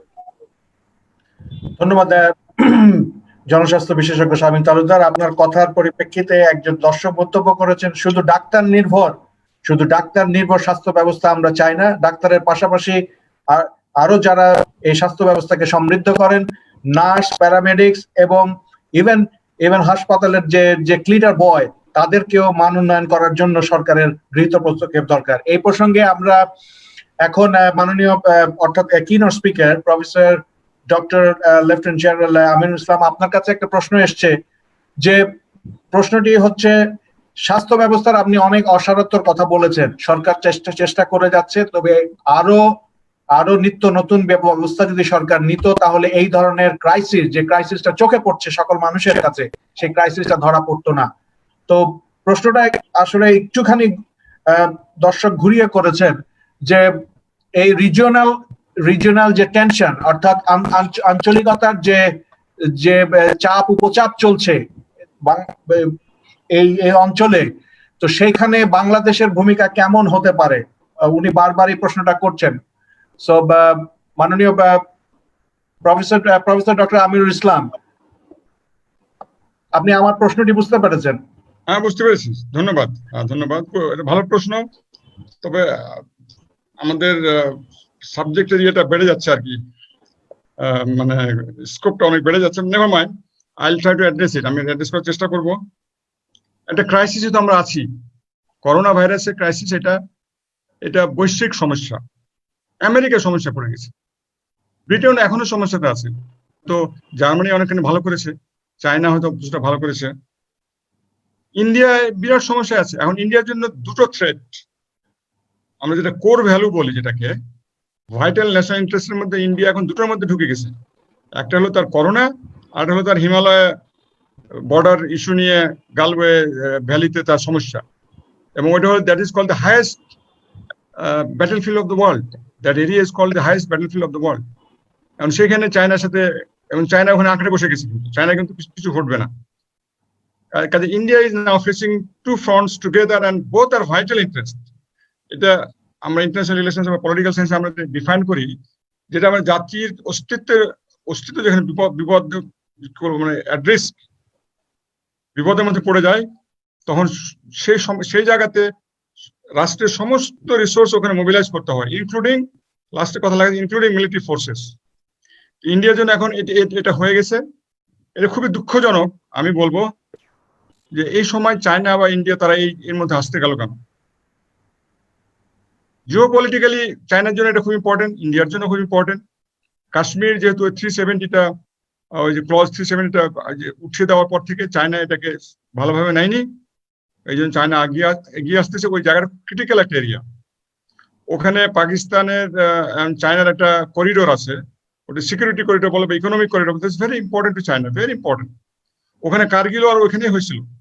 লে থেকে কার্গিল পর্যন্ত এরিয়া যেখানে পাকিস্তান ইনফিল্ট্রেট করেছিল, সেখানে ইন্ডিয়ার সাথে অনেক যুদ্ধ করেছে এবং প্রচুর ইন্ডিয়ান সৈন্য ওখানে মারা গেছে। Pakistan had to withdraw, America had to intervene and Pakistan had to withdraw, that is okay. But কথা হলো যে অনেক মানুষ তো মারা গেল। ওইখানে ইন্ডিয়া নতুন করে একটা রাস্তা তৈরি করেছে, যেটা লাইন অফ অ্যাকচুয়াল কন্ট্রোল এবং লাইন অফ কন্ট্রোল বলে এটাকে। এবং Leh is very important strategically both to China and India. এবং এখানে ইন্ডিয়ান অনেক ফোর্স আছে, একটি স্ট্রাইক কোর ওখানে আছে, ওখানে একটা মেকানাইজড আর্মার্ড ব্রিগেড আছে লেতে। China is also fully equipped with that. আমার ধারণা অল আউট ওয়ার শুরু হবে না, তবে চায়না ওখান থেকে সরবে না সহজে। ডিসএঙ্গেজমেন্ট হওয়াটাও, ইন্ডিয়ানরাই বলতেছে ডিসএঙ্গেজমেন্ট আলটিমেটলি হবে না, চায়না থাকবে। হয়তো চায়না পলিসিটা অনেকের বলে 2 স্টেপ সামনে যাবে, আবার 1 স্টেপ পিছনে আসবে, কাজে ultimately he will gain by 1 step. এভাবে সে আস্তে আস্তে আগাতে থাকবে। আমি আর ভিতরে যাবো না, বিকজ তাহলে সময়ের সমস্যা থাকবে। আমি যেটা বলবো যে আমরা একটা ক্রাইসিসে ভুগতেছি, বড় একটা ক্রাইসিস হলো, এটা পুরো ওয়ার্ল্ডই ভুগতেছে, আমরা বলে কথা না, এটা পুরো world is suffering from that. And over and above that India is suffering from that. China is militarily superior, এটা মানতে হবে। চায়না জিডিপি অনেক বড়, 5 times that of India. China GDP size is 5 times that of India. China যদি বলেন 3 বছর যুদ্ধ করবো, ইন্ডিয়াকে ওটা সামাল দিতে পারবে। তার economy is the vital part of everything. Economy ঠিক না থাকলে আপনি যুদ্ধ করতে পারবেন না, ইকোনমি না থাকলে আপনি স্বাস্থ্য ঠিক রাখতে পারবেন না, শিক্ষা ঠিক রাখতে পারবেন না। কারণ ইন্ডিয়ার মতো ইকোনমি তো ওইটাকে কন্ট্রোল করতে পারবে না, মানে ম্যানেজ করতে পারবে না। কাজে এখন একটা ইন্ডিয়া হয়তো সামাও এটাকে ডিপ্লোম্যাটিক লেভেলে শেষ করার চেষ্টা করবে, এবং কতগুলো স্টেট তো ইন্ডিয়াতে ভালো করতেছে, আবার কতগুলো স্টেট খারাপ করতেছে, ঠিক আছে, but they are going forward. ওখানে ম্যান পাওয়ার ইন্টেন্সিটি ডেন্সিটি অনেক বেশি। কাজে ক্রাইসিসটা আমাদের আমাদের ওয়ান ডাইমেনশন হলো, তা ইন্ডিয়া যদি two dimensional, and very very serious crisis for India. India কিন্তু অনেক একটা এক ধরনের প্যান্ডোরাস বক্স ওপেন করে দিয়েছে। আবার ওই যে আপনার বললাম 370 বললাম, তারপরে সিএ বললাম, ওই যে অ্যাক্ট যেটা নতুন করেছে, তারপরে মুসলিম খেদাও, খ্রিস্টান খেদাও, এই সমস্ত এগুলো করে একটা, but they are very matured nation. India is a very matured nation. They have got very good matured politicians, very good matured diplomats, very good matured bureaucracy, but এই এতগুলো ফন্ড একসঙ্গে ওপেন করলে এটা আমার নিজের প্রশ্ন দর্শকদের কাছে থাকবে। ধন্যবাদ। ধন্যবাদ স্যার। আমরা একটা প্রশ্ন ডক্টর নাসিরের কাছে নেব। স্যার, আপনি কি শুনতে পাচ্ছেন আমার কথা? ডক্টর নাসির উদ্দিন, ডক্টর নাসির উদ্দিন, আপনি খুব সম্ভবত উনি আমাদের এখন সংযুক্ত নেই। একটা প্রশ্ন করব, সে প্রশ্নটা এসছে ডক্টর শামীম তালুকদার। প্রশ্নটার উত্তর আপনি দেবেন কিনা, 1 মিনিটে দিতে হবে প্রশ্নের উত্তর। সেটা হচ্ছে মোহাম্মদ আরিফুল হাসান প্রশ্ন করেছেন যে আমাদের দেশে ডক্টররাও করোনায় আক্রান্ত হচ্ছে, তাদের জন্য কি ব্যবস্থা নেওয়া দরকার, এবং সংখ্যাগত দিক থেকে বাংলাদেশে ডাক্তারের মৃত্যুর হার সবচেয়ে বেশি যদি আমরা কম্পেয়ার করে থাকি, যদি আমার পরিসংখ্যানগত ভুল না হয়ে থাকে। তো এখানে আপনি জাস্ট পয়েন্ট আকারে আপনি একজন জনস্বাস্থ্য বিশেষজ্ঞ হিসাবে এই বিষয়টাকে কিভাবে দেখছেন? শামীম তালুকদার। এখানে কিন্তু একটা বড় বিষয় যে ডাক্তাররা সবচেয়ে বেশি বাংলাদেশে মারা যাচ্ছে। আবার আমরা যদি ডাক্তার যে মারা যাচ্ছে সেটাতে আমরা দেখতে পাচ্ছি যে করোনা এফেক্টেড হাসপাতালে যত না মারা যাচ্ছে, করোনা যেখানে ট্রিটমেন্ট হচ্ছে না সেই জায়গায় মারা যাচ্ছে বেশি। অন দ্য আদার হ্যান্ড, আবার করোনা এফেক্টেড যে হাসপাতালগুলো ট্রিটমেন্ট যারা করছে সেই হাসপাতালগুলোর মধ্যে ইম্পালস নামে একটা হসপিটালে সবচেয়ে বেশি ডাক্তার মারা যাচ্ছে। সেহেতু ইম্পালসের যে, আমি বিলিভ করি যে একটা প্রাইভেট হসপিটাল, বড় হসপিটাল, এবং তাদের কোয়ালিটি অফ পিপি এবং অন্যান্য সবকিছু খুব ভালো হওয়ার কথা, এখানে কোনো গ্যাপ থাকার কথা না, কিন্তু তারপরও মারা যাচ্ছে।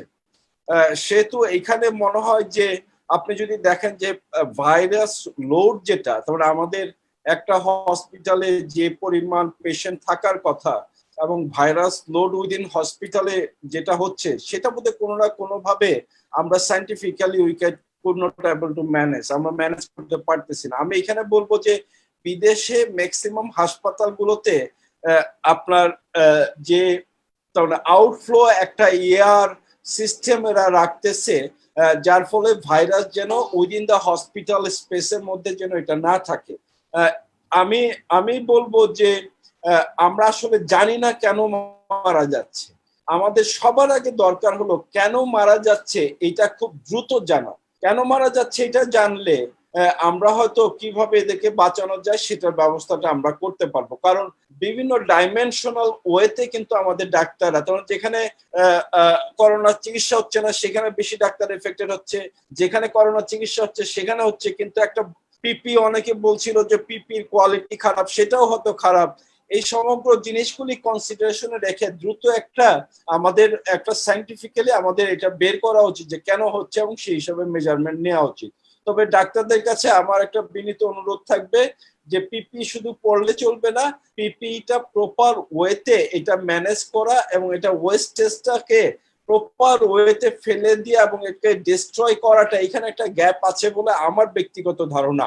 আমি যে কয়েকটা হসপিটালে গিয়েছি, আমার মনে হয়েছে যে এই পিপির ওয়েস্ট ম্যানেজমেন্টটা অ্যাপ্রোপ্রিয়েটলি আমাদের কোনো হসপিটালে হচ্ছে না, সেটা প্রাইভেট হোক এবং গভর্নমেন্ট হোক, সেই জায়গাটায় ম্যানেজমেন্টটা মনে হয় একটু কনসিডারেশনে দেওয়া উচিত। কিন্তু এটা আমি অ্যাবসলিউটলি যে এটাই একমাত্র কারণ এটা আমি মনে করি না, আমাদের কারণটা আরো সায়েন্টিফিক্যালি দেখা উচিত। ধন্যবাদ। একটু অ্যাড করতে চাই, আমাদের সিএমএ যে কিন্তু পিপিএটা ইউজ করার পরে পুড়িয়ে ফেলা হবে ওই সিস্টেম। আমাদের মিলিটারি হসপিটালে যে ডক্টর ওই ড্রেসটা ইউজ করার পরে ওটা ওই ড্রেসটা পুড়িয়ে ফেলা হবে, মানে that is SOP for CMH.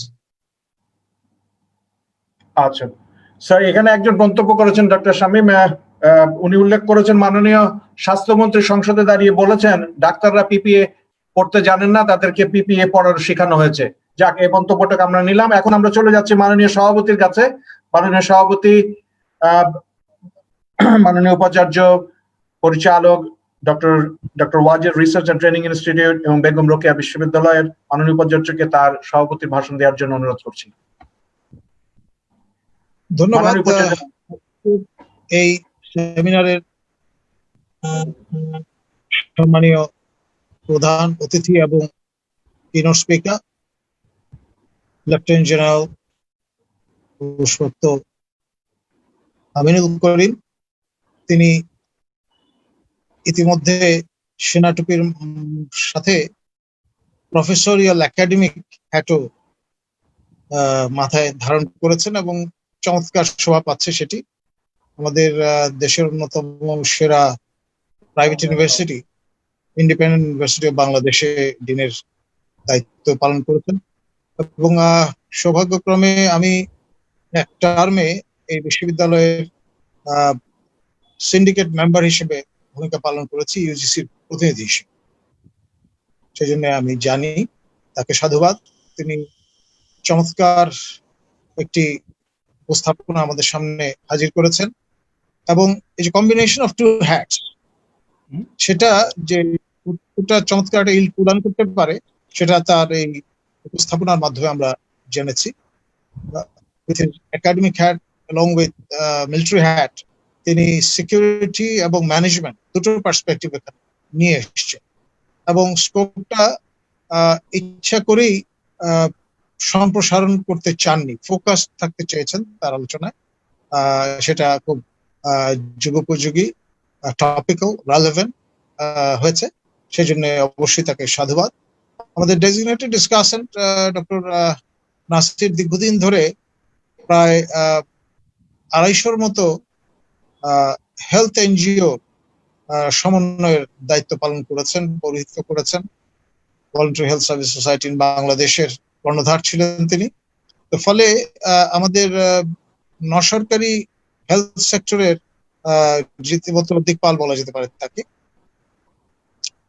এবং তার যে দীর্ঘদিনের অভিজ্ঞতা তার উপর ভিত্তি করে তিনি বেশ কিছু মন্তব্য হাজির করেছেন, গুড ফুড ফর থট আমাদের প্রদান করেছেন, আমাদের কাজে লাগবে। আমাদের একেবারে তরুণ তুর্কি আমাদের health specialist doctor Shamim Haider Talukdar, তিনি খুব খোলামেলা কথা বলেছেন, অকপট, এবং সিকিউরিটি যে কনসার্নটা কতটা মূর্ত হয়ে দেখা দিতে পারে এবং এক ধরনের আনরেস্টের দিকে নিয়ে যেতে পারে এই stress trauma situation, health Covid যে হ্যাজার্ড এর কারণে, 19 এর কারণে, সেটা তিনি খোলামেলা ভাবে ঝেড়ে কেশে আমাদের সামনে ব্যক্ত করেছে। আর সামগ্রিকভাবে আজকের এই আলোচনাটি খুবই প্রাসঙ্গিক, এই জন্যে আমরা কমে কিন্তু পিকের দিকে যাচ্ছি। আর আমাদের প্রথম থেকেই নানান রকমের ইতস্তত ভাব থাকবার কারণে আমাদের এই সমস্যা হ্যাজার্ড অনেক বেশি পরিমাণে কমপ্লিকেটেড হয়েছে। কিন্তু লার্নিং বাই ডুইং এরকম একটা প্রক্রিয়ায় আমরা আজকে যেখানটা এসে দাঁড়িয়েছি, ডেফিনেটলি জাম্প স্টার্ট যখন থেকে শুরু করেছিলাম সেই মার্চে, সেই সময় থেকে এখন অনেক বেশি কনফিডেন্ট এবং সেই সঙ্গে অনেক বেশি আমরা উইজডম ডেফিনেটলি অ্যাটেন্ড করেছি, কোনো সন্দেহ নেই। এবং এই ধারা অব্যাহত থাকবে। আর গ্লোবাল যে সিচুয়েশনটা, সঙ্গে রিজিওনাল যে অবস্থাটা, সিনো ইন্ডিয়ান যে কনফ্লিক্ট, এর সঙ্গে মাত্রা যুক্ত হয়েছে পাকিস্তান, নেপালের, এবং এখানে হিমালয়ান যে রেঞ্জ এবং তার যে পশ্চিম অংশ, সেই জায়গাটা একদম সোর পয়েন্ট হিসেবে আমাদের সামনে দেখা দিয়েছে। তো আমি বরাবর যে বিষয়টি সামনে নিয়ে আসি তার ধারাবাহিকতা আজকে এখানে সে বিষয়টি উত্থাপন করব।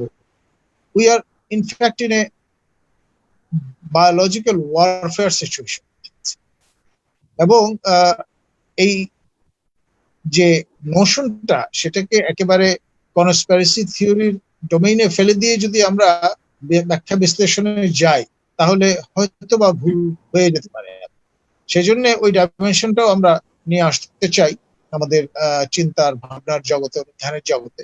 এবং সেই বিষয়টাকে কগনিজেন্সে রেখে আমরা যদি এই আপনার কাশ্মীর, লাদাখ, জম্মু এই অঞ্চলে যে অবস্থাটি তৈরি হয়েছে সে বিষয়টা মনে রাখি। এবং আরো কিছু গ্লোবাল ইস্যু আছে, যেমন এরদোগানের টার্কি অ্যাসার্ট করছে, আমাদের ভুলে গেলে চলবে না 97 বছর আগে টার্কি একান্ত বাধ্য হয়ে ট্রিটি অফ লুজনে স্বাক্ষর করেছিল এবং তার ইউরোপিয়ান যে টেরিটরি বলকান এবং মিডল ইস্ট জুড়ে তার যে টেরিটরি ছিল সেটা সভারেনিটি গিভ আপ করে দেয়। এবং আমরা জানি যে যে কোনো ট্রিটি 100 বছরের বেশি ভ্যালিড থাকে না।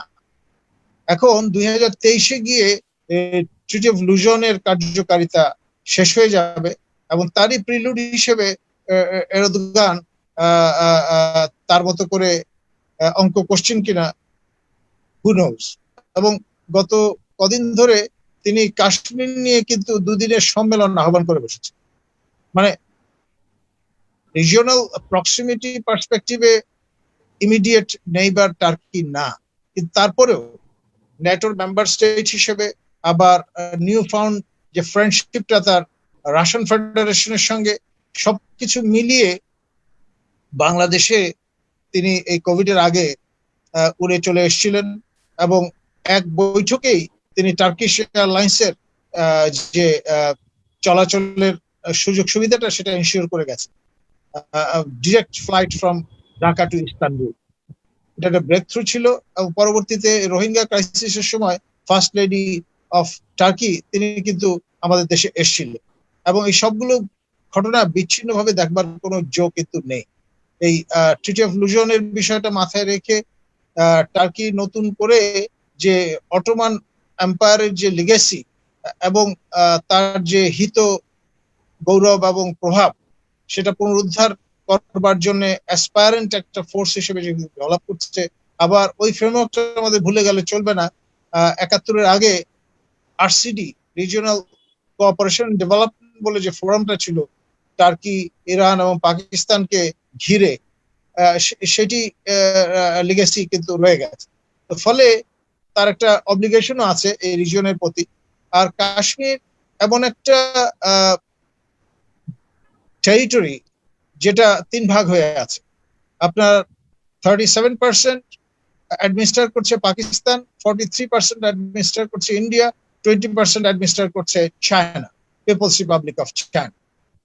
এটা কোন অবস্থায় এখন আর বাইল্যাটারাল ইস্যু না, এটা কিন্তু মাল্টিল্যাটারাল স্টেক হোল্ডাররা এখানে মোতায়েন।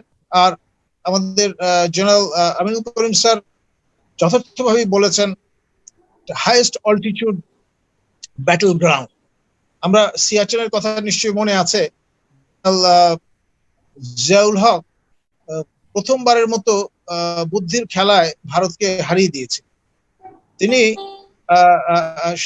রাষ্ট্র এবং সরকার প্রধান হিসেবে যে রিমার্কেবল কাজটি করেছিলেন, যার মাধ্যমে ভারতের নেতৃবৃন্দকে রীতিমতো বোকা বানিয়ে ফেলেছে।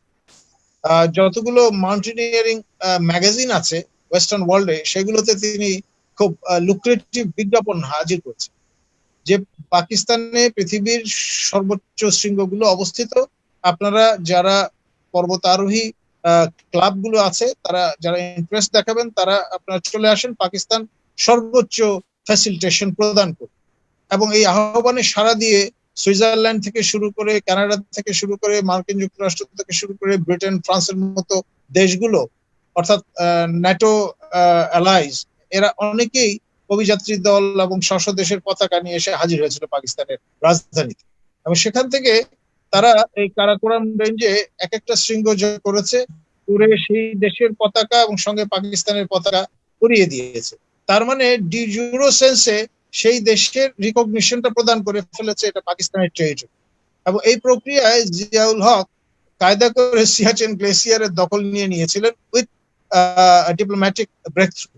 এবং যখন ইন্ডিয়া রিয়েলাইজ করেছে ইট ওয়াজ টু লেট, এখন ভ্যান্টেজ পয়েন্ট যেটা, আপনার হাইয়েস্ট অল্টিটিউডে যখন আপনি অবস্থান করেন, আপনি কিন্তু you can see broad spectrum, এবং ইন্ডিয়া ডেফিনেটলি একটা কম্পারেটিভ ডিসঅ্যাডভান্টেজিয়াস পজিশনে চলে যায় ফর এভার।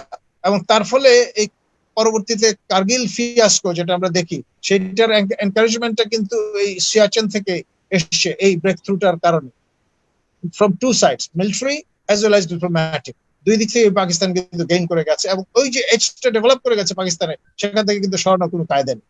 প্রথমত মোহাম্মদ আলী জিন্না যখন দেখলেন যে হরি সিং ডিপেন্ডেবল না, তখন আপনার যে তিনটা ফর্মুলা বাতলে ছিল ব্রিটিশাররা, অমুসলিম অধ্যুষিত অঞ্চলগুলো নিয়ে হবে ভারত, মুসলিম অধ্যুষিত অঞ্চলগুলো নিয়ে হবে পাকিস্তান, এন্ড আন্ডার ব্রিটিশ প্যারামাউন্সি 580টার মতো যে প্রিন্সলি স্টেট ছিল, তাদেরকে তিনটা অপশন দেওয়া হচ্ছে, either to join India, or to join Pakistan, or to remain independent. এই থার্ড অপশনটা এক্সারসাইজ করেছিলেন হায়দ্রাবাদের নিজাম এবং মহারাজা অফ জম্মু অ্যান্ড কাশ্মীর। এবং এই অবস্থায় তিনি মহারাজা অফ কাশ্মীরের সুজানিটির অধীনে যে কিছু রাজ্য ছিল, ট্রাইবাল এরিয়া, একটা ফাটা এরিয়ার মতো, এই বাল্টিস্তান, গিলগিট, এগুলোকে সরাসরি মোহাম্মদ আলী জিন্না পাকিস্তানের অন্তর্ভুক্তির চুক্তি করে নিয়েছে।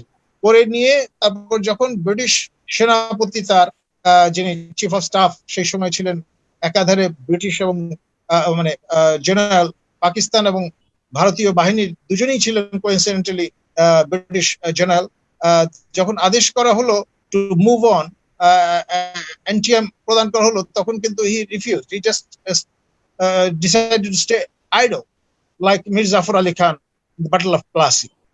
তো ফলে মোহাম্মদ আলী জিন্নার কোনো অপশন ছিল না পাঠান ট্রাইবসম্যানদের মানে অস্ত্রাগার থেকে টোটা বন্দুক দিয়ে লেলিয়ে দেওয়া ছাড়া। এবং দে ক্রস দ্য বর্ডার এবং reach almost up to the suburb of Srinagar. সেই অবস্থায় ওই পরিস্থিতির সুযোগ নিয়ে জওহরলাল নেহেরু হরি সিংকে চেপে বসেছিলেন। যখন তিনি সাহায্য চাইলেন, বললেন যে উইথ ওয়ান কন্ডিশন, যে আপনাকে অ্যাকসেশন ট্রিটি সাইন করতে হবে, তাহলে আমরা 36 সেনা নামিয়ে আপনাকে উদ্ধার করবো, রেস্কিউ করবো। হরি সিং ওই অবস্থায়ও শর্ত দিয়ে দিয়েছিলেন যে আমার দুটো বিষয়, পররাষ্ট্র এবং ডিফেন্স, এই দুটো কেন্দ্রীয় সরকারের হাতে থাকবে, আর বাকি দিক থেকে আমরা হব অটোনমাস, আমার নিজস্ব ফ্ল্যাগ থাকবে, এবং কাশ্মীরের কোনো কন্যা বা পুত্রকে রেস্ট অফ দ্য ইন্ডিয়ার কোনো সিটিজেন বিয়ে করতে পারবে না, এখানে কোনো প্রপার্টি ক্রয় করতে পারবে না, এবং স্থায়ীভাবে এখানে বসবাস করতে পারবে। এইসব কতগুলো শর্ত দিয়ে ভারতীয় কনস্টিটিউশন অ্যামেন্ড করে একটা নির্দিষ্ট ক্লজ ইনকর্পোরেট করে আপনার সেই অ্যাকসেশন ট্রিটিতে স্বাক্ষর করেছিল। এবং তারপরে যেটি দাঁড়ালো, ওই অ্যাকসেশন ট্রিটি স্বাক্ষর করার পরে যখন ইন্ডিয়ান প্যারাট্রুপাররা যখন পার্সু করা শুরু করলো ইররেগুলার পাঠান ট্রাইবসম্যানদের, তারা পেরে উঠছিল না। সেই সময় ব্রিটিশ জেনারেল বা chief of staff of Pakistan army he decide to move forward, এবং যেখানটা গিয়ে দাঁড়িয়েছিলেন সেখানে লাইন অফ কন্ট্রোল তৈরি হয়েছে সিন্স দেন। এবং এই ইউএন রেজলিউশন তৈরি হয়েছিল যে এখানে একটা প্লেবিসাইট হবে লাইক সিলেট, কিন্তু টিল টু ডেট সেটা কিন্তু এখন পর্যন্ত জাতিসংঘে সেই প্রস্তাবনা কার্যকর করা হয়নি। আর পরবর্তীতে ভারত গ্র্যাজুয়ালিস্ট অ্যাপ্রোচে সেটাকে সংহত করবার চেষ্টা করেছে, তাদের হোল্ড অন দেয়ার অ্যাডমিনিস্ট্রেটেড কাশ্মীর। এবং সর্বশেষ যে অবস্থাটি দাঁড়িয়েছে, বিজেপি গভর্নমেন্ট ক্ষমতায় আসার পরে ওই স্পেশাল স্ট্যাটাসটা সংবিধান থেকে রহিত করেছে। করার সঙ্গে সঙ্গে যে কাজটি করেছে ঘটেছে সেটা আমরা সবাই আসলে এড়িয়ে গেছি। আপনার বরিস জনসন, যিনি ব্রিটিশ প্রাইম মিনিস্টার, তিনি একটা বিল নিয়ে আসলেন হাউস অফ কমন্সে, এনে সবচেয়ে স্পেক্টাকুলার যে কাজটি করলেন, ইন্ডিপেন্ডেন্স অফ ইন্ডিয়া 1947 বাতিল করে দিয়েছে। এবং টেকনিক্যালি স্পিকিং এটা বাতিল হয়ে যাওয়ার কারণে সরাসরি ভাবে ভারত এবং পাকিস্তানের সকল নাগরিক ব্রিটিশ রানীর প্রজায় পরিণত হয়েছে। এবং তারা যদি ডিজুরো সেন্সে এখন পার্সু করে, তারা ব্রিটিশ পাসপোর্ট চায় লাইক দ্য হংকং পিপল, তারা কিন্তু সেটা দাবি করতে পারে। আর এটা ওই ট্রিটি অফ লুশনের মতো একটা বিষয় হয়ে দাঁড়িয়েছে, মানে ঢিলটি মারলে পাটকেলটি খেতে হয়। অর্থাৎ আপনার স্পেশাল স্ট্যাটাস রহিত করার মধ্য দিয়ে সেই 47-এর দেশভাগের যে বিষয়টা সেটাকে ফোরফ্রন্টে নিয়ে আসা হয়েছে, একটা অমীমাংসিত বিষয়, এবং তার ফলে তার প্রতিক্রিয়ায় বরিস জনসন এই কাজটি করলেন, করে বক্স অফ প্যান্ডোরা কিন্তু খুলে দিলেন। এবং সেটার সুযোগ নিয়ে আপনার চায়না চিন্তা করলো যে তারা এই সিনো ইন্ডিয়া যে কনফ্লিক্টটা হয়েছিল 60s-এ, সেই সময় চৌ এন লাই ভারতে তার আখ্যানে এসেছিলেন এবং আউট অফ নাইসিটি জওহরলাল নেহরু তার পায়ের জুতোর ফিতা পর্যন্ত বেঁধে দিয়েছিল, এতটা হসপিটালিটি দেখিয়েছিলেন। সেই চৌ এন লাই ফিরে গিয়ে অকস্মাৎ সেনা পাঠিয়ে 50,000 স্কোয়ার মাইল জায়গার উপর ক্লেম স্থাপন করে ইউনিল্যাটারালি দখল করলেন অরুণাচল প্রভিন্স, যেটা তারা তাদের ভাষায় সাউদার্ন টিবেট এবং লাদাখ, এবং পরে এখান থেকে অরুণাচল থেকে তারা সরে গেলেন আর ওইদিকে আকসাই চীন, যেটা কাশ্মীরের 20% এলাকা, সেটা দখলে রাখলেন।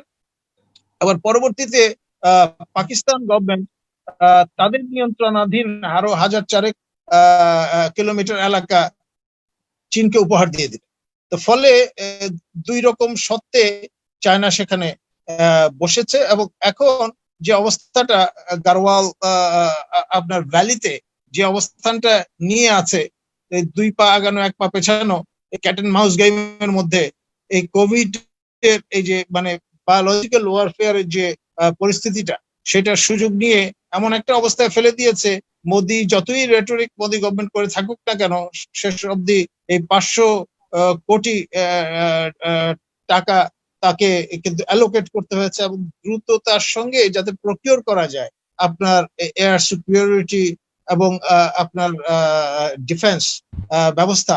সেই জন্য রাজনাথ সিং আপনার রাশিয়ান ফেডারেশনে এবং এই আপনার ফ্রান্সের কাছে ধর্ণা দিতে হয়েছে, এবং জুলাই নাগাদ চলে আসার কথা হাফ স্কোয়াড্রন রাফেল জঙ্গি বিমান, তাহলে হয়তো কিছুটা প্যারিটি আসবে। কিন্তু SS-400 এই যে সিস্টেম, ডিফেন্স সিস্টেম চায়না মোতায়েন করে ফেল, ইন্ডিয়ার এই যে এয়ার প্যারিটি নিয়ে আসবার একটা সুযোগ তৈরি হয়েছিল, সেটা কিন্তু ড্যাশড হয়ে যাচ্ছে। এবং এই পরিস্থিতিতে আপনার Modi government is in trouble, কারণ প্রেসিডেন্ট ট্রাম্প এবং পুটিন দুজনে কেউই কিন্তু আপনার ওই অর্থে অ্যাবসলিউট ভাবে কমিটেড না, এবং সেই সঙ্গে kind of fair with a friend. ঝামেলা দেখলে তারা কিন্তু কেউ ট্রুপ কমিট করবে না, বেসিক্যালি কিছু অস্ত্রপাতি বিক্রি করার প্রক্রিয়ায় প্রবেশ করবে, তাতে তারা ইকোনমিক্যালি লাভবান হবে at the expense of India. এরকম একটা সিচুয়েশনে সিআইএ সম্প্রতি আরেকটা বিষয় লিক করে দিয়েছে, যেটা আমাদের জন্য খুব রেলেভেন্ট। সেটা হচ্ছে চায়না ইভেন্চুয়ালিটি তারা নেপালের যে করিডোরটা দিয়ে তারা নেপালের সঙ্গে স্থল বাণিজ্য করে, সেই গিরিপথ 5 মাস 3 মাস বন্ধ ছিল, সম্প্রতি সেটা উন্মুক্ত করে দেওয়া হয়েছে। সেটা দিয়ে ট্রুপ মুভমেন্ট করে এই আপনার সুনসারি এবং ঝাপা যে ডিস্ট্রিক্ট নেপালের শিলগুড়ি নেক সংলগ্ন, সেই জায়গায় ট্রুপ মোবিলাইজ করতে পারে, করে এই চিকেন নেক যেটাকে আমরা বলি বা শিলগুড়ি করিডোর, এটা কাট অফ করে দিতে, এবং কাট অফ করে দিলে পুরো বিষয়টা একদম টপসি টার্ভি হয়ে যাবে। ওদিকে নাথুলা পাস দিয়ে তারা যদি সিকিমে মধ্য দিয়ে অ্যাডভান্স করে, আমাদের বাংলাদেশ থেকে এরিয়াল ডিস্টেন্স চাইনিজ বর্ডারের অ্যারাউন্ড 40 কিলোমিটার, সে খুব বেশি দূরে না কিন্তু আমাদের সেই বাংলা বান্ধা থেকে। তো ফলে পুরো সিচুয়েশনটা টপসি টার্ভি হয়ে যাবে, সিকিউরিটি একটা বড় সমস্যা হয়ে তখন ভিন্ন আঙ্গিকে দেখা দেবে। ইন্ডিয়া দুই ভাগ হয়ে গেলে তখন ন্যাচারালি আপনার যেই দেশ সরোগেট মাতার ভূমিকা পালন করেছে 1971 সনে, তারা যদি চেয়ে বসে যে ট্রুপ মুভমেন্টের জন্য বাংলাদেশকে করিডোর হিসেবে ব্যবহার করবে, তখন আমাদের কিন্তু এই যে শ্যাম রাখি না কুল রাখি এখন যে স্ট্র্যাটেজিতে আমরা আছি, তখন কিন্তু মহা সংকটে পড়ে যাবে। সেই বিষয়টা আমাদের ভেবে দেখা লাগবে। আর এই কোভিড আমার বিবেচনায় এই যতক্ষণ পর্যন্ত আপনার এই যেটাকে আমরা প্যানাসিয়া বলছি, অর্থাৎ ভ্যাকসিন যতক্ষণ ডেফিনিটিভ ভাবে আবিষ্কার না হচ্ছে, ততক্ষণ পর্যন্ত এই বিপদ কিন্তু আমাদের ঘাড়ে ঝুলতেই থাকবে। এবং আমরা যদি এর সঙ্গে তুলনা করি এইডস এর কথা আমরা গত 2 দশক ধরে জানি। টিল টু ডেট তার কোনো ভ্যাকসিন কিন্তু ডেফিনেটিভ ভাবে আমরা আবিষ্কার করতে পারিনি। গ্যারান্টি দিয়ে বলার কোনো সুযোগ নাই যে আমরা এটা 2 বছরের মধ্যে পাবোই বা 1 বছরের মধ্যে পাবোই। নানান রকমের ট্রায়াল চলবে, আবার সেটা অ্যাফোর্ডেবিলিটির একটা ব্যাপার আছে। আমার হার্ডকোর পুয়ার সেটা অ্যাফোর্ড করতে পারবে কিনা, অনেক ইস্যুজ আছে। সেই বিষয়গুলো কিন্তু সিকিউরিটির সঙ্গে রিলেটেড। তো ফলে এই প্যান্ডেমিকটা যদি 5 বছর কন্টিনিউ করে ফর এক্সাম্পল, তখন এর মধ্যে যদি এই ধরনের ঘটনাগুলো ঘটতে থাকে, আবার আমেরিকান প্রেসিডেন্সিয়াল ইলেকশন আছে নভেম্বর, এবং সেখানে রিপাবলিকানরা হেরে যদি যায়, জো বাইডেন যদি ক্ষমতায় আসে, ব্যাপারটা কিরকম দাঁড়ায়। এই অনেক কিছু বিষয় আসলে আমাদের এই বক্স প্র্যাকটামে চলে আসে। তো যাই হোক, আজকে আমরা অনেকগুলো ফুড ফর থট লাভ করেছি। আমি সাধারণত সভাপতির ভাষণে খুব সংক্ষিপ্ত বক্তব্য রাখি। আজকে আমি একটু সময় নিয়ে বিস্তৃত আলোচনা করলাম in honour of professor doctor lieutenant general Aminul Karim sir. স্যারকে আমি আমাদের কমান্ডেন্ট হিসেবে ন্যাশনাল ডিফেন্স কলেজে পেয়েছি, এবং স্যারের তত্ত্বাবধানে আমি একাডেমিক অ্যাডভাইজার হিসেবে সেখানে কাজ করেছি। Memories with him. স্যার যখন আমাদের ঢাকা বিশ্ববিদ্যালয়ে রাষ্ট্রবিজ্ঞান বিভাগে পিএইচডি সন্দর্ভ রচনা করছিলেন, স্যারের সঙ্গে সেই সময় থেকে আমার পরিচয়। বঙ্গভবনে যখন মিলিটারি সেক্রেটারি প্রেসিডেন্ট ছিলেন, তখনও তার সঙ্গে ইন্টারাক্ট করেছি। সো তাকে আবারও আমি ধন্যবাদ জানাচ্ছি, এবং on to I'd like to hand you over to our esteemed moderator, Dr. Tanvir Fitnavi, at this point. Thank you. ধন্যবাদ মাননীয় উপাচার্য। আমরা আমাদের অনুষ্ঠানের একেবারে শেষ ভাগে চলে এসেছি। আমি কথা না বাড়িয়ে আমি ব্রিগেডিয়ার জেনারেল আব্দুল হামিদ স্যারকে বিনীত অনুরোধ করছি তার ভোট অফ থ্যাঙ্কস প্রদান করার জন্য। তবে একটি প্রশ্ন সত্যি না নিলে নয়, যেটা সত্যিকার অর্থে ব্রিগেডিয়ার জেনারেল আব্দুল হামিদের বর্তমান অর্থাৎ রিসার্চের গবেষণার একটি অংশ। এখানে একজন শিক্ষক, বেগম রোকেয়া বিশ্ববিদ্যালয়ের একজন শিক্ষক মন্তব্য করেছেন যে গ্রাসরুট লেভেলে, মানে প্রশ্নটা করেছেন, গ্রাসরুট লেভেলে যদি আমরা একদম তৃণমূল পর্যায়ে যদি ডিজিটাল হেলথ কেয়ার করতে চাই, সেই বাস্তবতা বাংলাদেশের আছে কিনা, না থাকলে আপনি সুচিন্তিত মতামতগুলো দেবেন। ধন্যবাদ। ব্রিগেডিয়ার জেনারেল আব্দুল হামিদ, আপনার বক্তব্য শুরু করেন। ধন্যবাদ ডক্টর তানভীর আবির। আমি একটু ইন্টারাপ্ট করি সভাপতি হিসেবে, এটা বোধহয় পার্টিনেন্ট। আমাদের brigadier general Abdul Hamid sir আমাদের বাংলাদেশের প্রতিনিধিত্ব করতেন দিল্লিতে অ্যাজ আওয়ার ডিফেন্স অ্যাডভাইজার, এবং সিকিউরিটি এস্টাবলিশমেন্ট অফ ইন্ডিয়ার একদম টপ ব্রাশ যারা, তাদের সঙ্গে ইন্টারাক্ট করবার তার প্রচুর সুযোগ হয়েছে। এবং এগেইনস্ট দিস ব্যাকড্রপ স্যারকে আহ্বান করব তার বক্তব্য শুরু করার জন্য। ধন্যবাদ।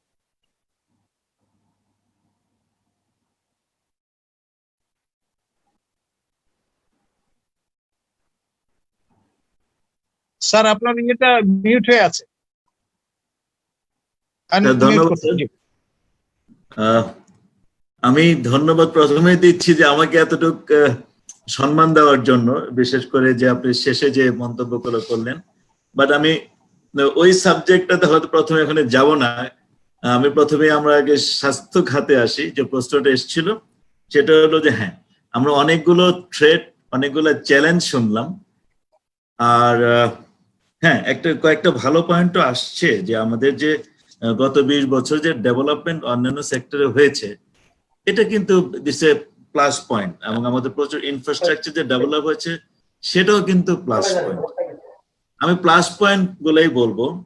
তো এই প্রশ্নের উত্তরে আমি এটাই বলবো যে হ্যাঁ, আমাদের কিন্তু প্রান্তিক পর্যায়ে একেবারে গ্রাসরুট লেভেলে, গ্রামে গঞ্জে আমাদের স্বাস্থ্য সেবাটা আরো সুন্দরভাবে পৌঁছায় দেওয়ার মতো যা দরকার সেই ফ্যাসিলিটিস আমাদের আছে। হয়তো ম্যানেজমেন্টের একটা ব্যাপার থাকতে পারে যেটা বাট সেটাও কিন্তু কঠিন তেমন কিছু না, শুধু আমাদের একটা ইচ্ছার লাগবে, ইচ্ছে। সেই ইচ্ছার প্রতিফলন কিন্তু আমরা দেখেছি। আমাদের সরকার কিন্তু আমাদের কমিউনিটি ক্লিনিক বা ইউনিয়ন হেলথ সেন্টার, গ্রাসরুট লেভেলে কিন্তু যাওয়ার সর্বতোভাবে চেষ্টা করেছে। হয়তোবা আমাদের কমিউনিটি ক্লিনিক 13,000 সবগুলো জায়গাতেই সব ইউনিয়নে যায় নাই, বাট এবং তাদের ওখানে ইন্টারনেট ফ্যাসিলিটি বা তাদের সঙ্গে মাল্টিমিডিয়া বা তাদের সাথে টেলিমেডিসিন কানেকশন থাকার কথা, বাস্তবে হয়তো সবগুলোতে নাই বা ওইরকম ভাবে এটা এফেক্টিভ হয় নাই। বাট এই 13,000 যে আমাদের কমিউনিটি ক্লিনিক আছে, ওখানে যে ব্যবস্থাই আছে সেটার সাথে যদি আমরা ডাক্তারদের যোগাযোগ করাতে পারি, এটাই কিন্তু আমাদের পুরো হেলথ স্বাস্থ্য ব্যবস্থাটার মধ্যে একটা বিশাল একটা চেঞ্জ আনবে বলে আমি মনে করি। আমাদের গ্রামে গঞ্জে আমাদের আরো একটু পজিটিভ জিনিস আছে। আমাদের গ্রামে গঞ্জে তো আমাদের 4G আছে, ইন্টারনেট আছে। আমাদের যে স্টুডেন্টরা এই মুহূর্তে যারা গ্রামে গঞ্জে তাদের বাড়িতে রয়েছে, তাদের মোস্ট অফ দেম তারা কিন্তু ফেসবুক ইউজ করে, সোশ্যাল মিডিয়া তারা ইউজ করতে পারে। তো ওই জিনিসটা শুধু শুধু জানে, তার মানে সে যদি টেলিমেডিসিন বলেন বা আমাদের ডিজিটাল হেলথ বলেন, এই কমিউনিকেশনটা যদি তারা ইউজ করে ডাক্তারের সাথে আমাদের তাদের সেই প্রান্তিক পর্যায়ে রোগীদের যোগাযোগ করায় দেয়, তাহলে তো আমাদের পুরো হেলথ সিস্টেমের মধ্যে একটা বড় ধরনের চেঞ্জ আসবে। আগে যেখানে আমাদের রোগীরা প্রায় অলমোস্ট 60% আন্ডার সার্ভ, তারা কিন্তু এমবিবিএস ডাক্তারের কাছে যেতে পারে না। তাদের যেতে হয় খুব বেশি হলে কবিরাজ, বা খুব বেশি হলে তাদের ওখানে আমাদের গ্রাম্য চিকিৎসক যারা আছে তাদের কাছে যেতে। কিন্তু এখন যদি আমরা টেলিমেডিসিনের মাধ্যমে যদি তাদেরকে এমবিবিএস ডাক্তারদের সাথে যুক্ত করতে পারি, এর মধ্যে আপনার 20% বা 30% পেশেন্টও যদি আপনার আর হসপিটালে না যেতে হয়, এইটাতে একটা বিশাল একটা ইম্প্যাক্ট আমাদের স্বাস্থ্য খাতেও থাকবে। হ্যাঁ, এবং এটা HRDর ক্ষেত্রে যে আমিনুল করিম যে জিনিসটা বলতেছিল, human resource development. Sir, thank you very much. আমি প্রথমেই ধন্যবাদ জ্ঞাপন করছি আজকের কিনোট স্পিকার এবং প্রধান অতিথিকে। তার কাছে আমরা সুন্দর একটা বক্তব্য শুনেছি। ওনার মুখে আমরা আজকে হেলথ সম্পর্কে জানতে চেয়েছিলাম, বাট ওনার সম্পর্কে বিশেষ নিরাপত্তা, উনি যে একজন মানে বৈশ্বিক মানে একটা নিরাপত্তা বিশ্লেষক, সেটা আমরা কিন্তু পুরোপুরি সদ্যভাগ করি নাই, কারণ সাবজেক্টটা হলো এই হেলথের থেকে সিকিউরিটি। তো ধন্যবাদ জ্ঞাপন করছি স্যার, আপনি সুন্দর একটা কিনোট স্পিচ দেওয়ার জন্য। সেখানে আপনি এই যে জিনিসটা সুন্দরভাবে করেছেন যে human resource development on his শিক্ষা ব্যবস্থা, যেটার সাথে কালচার এবং হেলথ, এই তিনটা জিনিস আপনি যুক্ত করেছেন। ইন্ডিয়াতে ওরা human resource development institute HRD বলে তারা। তো সেই হিসাবে কিন্তু হেলথটা কিন্তু আমাদের একটা সম্পদ, এবং হেলথটা একটা আলোচনা আমাদের এসেছিল যে হেলথটাকে আমরা অনেকেই বলছি যে বাট আমি এখানে একটু বলতে চাই হেলথটা কিন্তু সবচেয়ে বড় কমার্স হতে পারে যদি আপনি পুরো হেলথ টেকটা, এটা যদি গভর্নমেন্টের একটা ইনভেস্টমেন্ট হিসাবে চিন্তা করে, গভর্নমেন্ট সরকারের পক্ষ থেকে, it is not a individual business, এটা তো গভর্নমেন্টের বিজনেস। আমি আমার দেশের স্বাস্থ্য স্টেট, হেলথ স্টেটটা আমি মানে যে লেভেলে আছে এর চেয়ে আমি মানে ভালো রাখবো, আরো বেশি ভালো রাখবো। এটা থেকে যে রিটার্নটা আসবে ওই হিউম্যান রিসোর্স থেকে, যে রিটার্নটা আসবে, ওইটা যদি আমরা ম্যাক্রো লেভেলে চিন্তা করি, গ্রেট রিটার্ন। তো that is another business from national point of view, যদি আমরা ওইটাকে ইনভেস্টমেন্ট হিসেবে চিন্তা করি। এবং সেই জন্য অনেকে ন্যাশনাল ইউকে তে যেটা আছে NHS, ন্যাশনাল হেলথ সার্ভিস, ওইটা কিন্তু গভর্নমেন্টই পুরো টাকাটা দেওয়ার চেষ্টা করে, এবং পুরো হেলথ আপনাকে মেনটেনেন্সের জন্য গভর্নমেন্ট পুরো টাকাটাও দেয়, যার জন্য দেখা যায় অনেক দেশে কিন্তু আপনার বাজেটের বড় একটা অংশ, জিডিপির বড় একটা অংশ হেলথে ইউজ করে। বাট দ্যাটস এ বিজনেস, কারণ আপনি যদি ওখানে 3% যদি 5% ইউজ করেন, আউটপুট হিসাবে কিন্তু এটা অনেক বেশি আসবে। সেই চিন্তা করে কিন্তু গভর্নমেন্ট এই বিজনেসটা করে। স্যার, যেন আমিন করিম স্যার, আপনি কোর ভ্যালুগুলো আইডেন্টিফাই করেছেন, এবং দুইটা সম্পদ আপনি বলেছেন ভেরি ইম্পর্টেন্ট বাংলাদেশের, একটা হলো মানব সম্পদ আর একটা হলো বঙ্গোপসাগর। তো নিশ্চয়ই আমরা ভবিষ্যতে আরো বেশি শুনবো বঙ্গোপসাগরের ব্যাপারে। আর মানব সম্পদ, এই আমার কথা মধ্যে বললাম যে this is a very good place of business. আমরা যদি স্বাস্থ্য খাতে যদি আমরা গভর্নমেন্টের পয়েন্ট থেকে ম্যাক্সিমাম ইনভেস্ট করে আমরা যে সুস্থ একটা জনগোষ্ঠী থেকে যে রিটার্নটা যদি আমরা চিন্তা করি, এটা তো অনেক ধরনের রিটার্ন, অনেক ক্ষেত্রে ওই রিটার্ন গুলোর উপর যদি আমরা আলোচনা করি, তাহলে হয়তো আমাদের অনেক আগে এই বাজেটের পরিমাণ এই 3% চলে আসতো।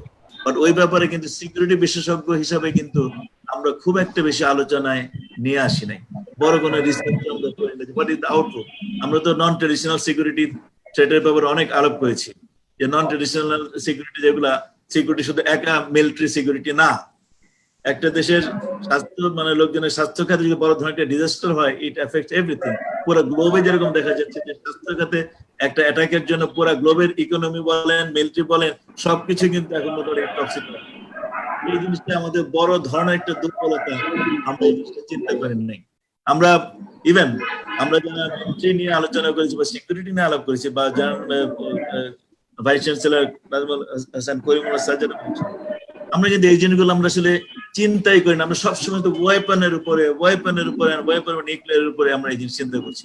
বাট আমাদের কিন্তু যে মিলিটারি হার্ডওয়্যার বলেন বা আমাদের যে মিলিটারি রিসোর্সেস গুলা বলেন, এগুলো কিন্তু কোনোদিন এক ছিল না। আমরা ছুরি দিয়ে শুরু করেছিলাম বা অথবা বক্সিং দিয়ে শুরু করেছিলাম, পরবর্তী প্রত্যেকটা যুদ্ধে কিন্তু আমাদের জিনিসগুলো চেঞ্জ হয়েছে, মিলিটারি ওয়ারফেয়ার কিন্তু চেঞ্জ হয়েছে। আমরা একটা বড় চিন্তা করি নাই যে একইভাবেই যে আমাদের আবার ওদের 3টা ট্যাঙ্ক, আমাদের 30টা ট্যাঙ্ক হবে, বাট এটা থেকে যে আমাদের চেঞ্জ হতে পারে এই জিনিসটা আমরা চিন্তা করি নাই। সিকিউরিটি অ্যানালিস্ট হিসেবে আমাদের একটা বড় কিন্তু এটা একটা দুর্বলতা ছিল। আমরা এই সাইডটা আনি না, বায়োলজিক্যাল ওয়ারফেয়ার কথা আমরা চিন্তা করছি। আমরা কখনোই চিন্তা করি না যে ঠিক আছে, যে আমরা যদি মিলিটারিতে যদি আমরা পাওয়ারফুল না হই, যেমন আমরা বাংলাদেশের কথা চিন্তা করি, আমি যদি মিলিটারি যদি পাওয়ারফুল না হয়, আমাদের সঙ্গে কিন্তু আমরা যদি আমাদের আনকনভেনশনাল ওয়ারফেয়ার ফোর্স ওইটা যুক্ত করে কিভাবে আরেকটা ব্যবস্থা করা যায়। তো ঠিক একইভাবে কিন্তু গ্লোবালি কিন্তু ওই জিনিসটাই আসছে, বায়োলজিক্যাল ওয়ারফেয়ার যেটা। ঠিক আছে, মিলিটারি যদি না পারি, এটার সাথে আমি কোন ওয়ারফেয়ারটা যাবো, যে ওয়ারফেয়ারটা হয়তো বা ইট উইল সারপ্রাইজ এভরিবডি। তো সেই জিনিসটা আমাদের খেয়াল রাখতে হবে। যাই হোক, স্বাস্থ্য ব্যবস্থা ব্যাপারে স্যারের কথাগুলো খুবই ভালো লেগেছে, এবং আমরা মনে করি প্রতিদিন দুর্বলতা তো আমাদের থাকবেই। বাট দুর্বলতার মধ্যে আমি একটা জিনিস বলবো যে আমাদের যতগুলো দুর্বলতা বলছে, বাট আমাদের ক্রেডিট সেখানেই থাকবে যখন এই দুর্বলতা থেকে যখন আমরা দাঁড়াতে পারবো। জাপান কিন্তু হিরোশিমাতে যুদ্ধের পর, মানে বোম্বিং এর পরে, একটা বোম করার পরেও তারা কিন্তু দাঁড়িয়েছে, মালয়েশিয়াও দাঁড়িয়েছে।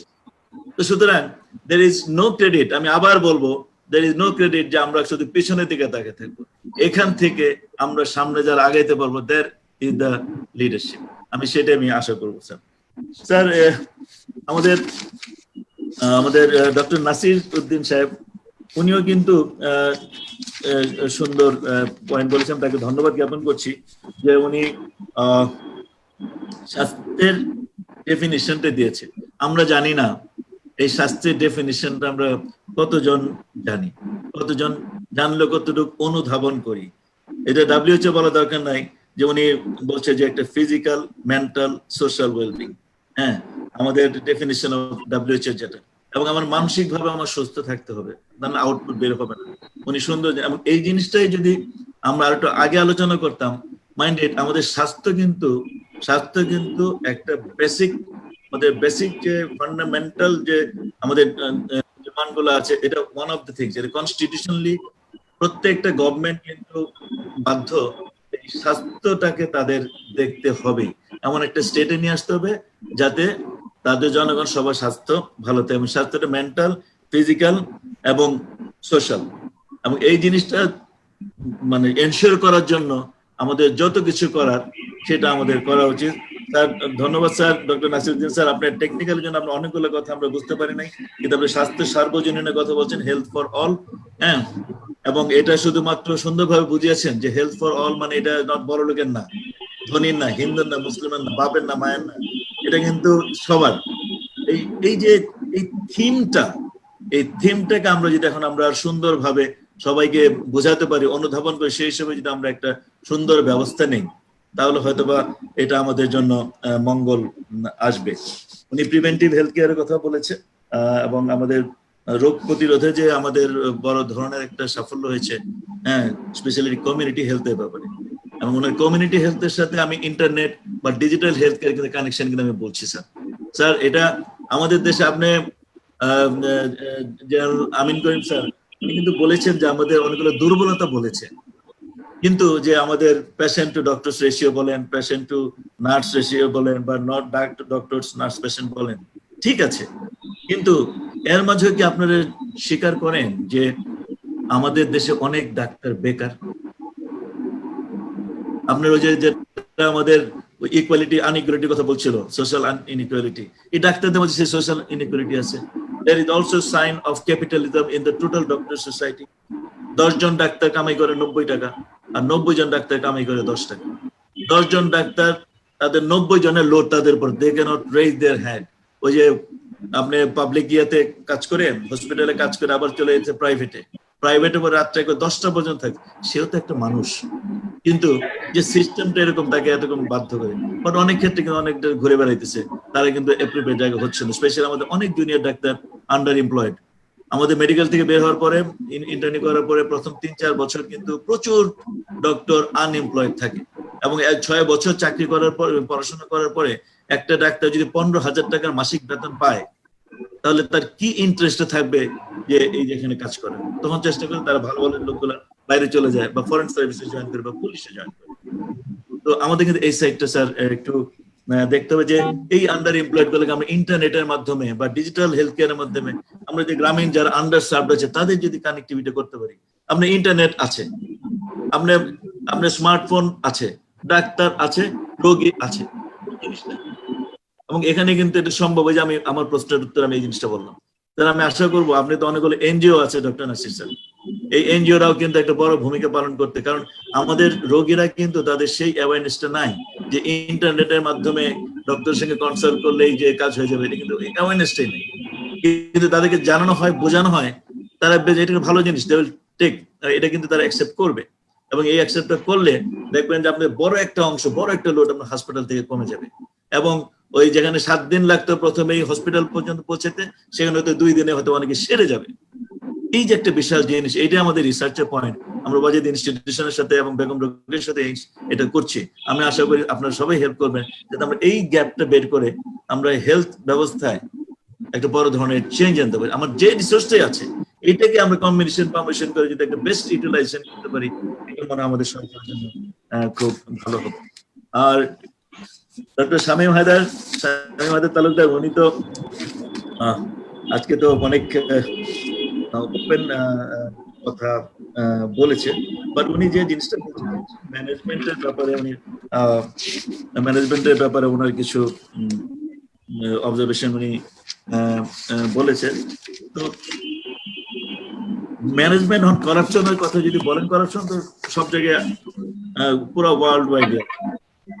সিরিয়াতে যখন বোম্বিং হয়, তখন কি আপনারা বলেছিলেন যে এই বাচ্চা এই সম্পূর্ণ সিভিল কমিউনিটিতে কিভাবে লোকজন বোম্বিং করছে? সকালে এক ধরনের এক দেশ যে বোম্বিং করছে, রাত্রেবেলায় সন্ধ্যার সময় আরেকজন বোম্বিং করছে। তো এই যে করাপশন, যে মাইট ইজ রাইট, এটা সবসময় আছে, এবং প্রত্যেকটা জায়গায় দুর্নীতি আছে। এই দুর্নীতি বৈশ্বিক দুর্নীতি, রিজনাল দুর্নীতি সব জায়গায়। বাট এখন কথা হলো যে সময় এসেছে, এটা আমরা কিভাবে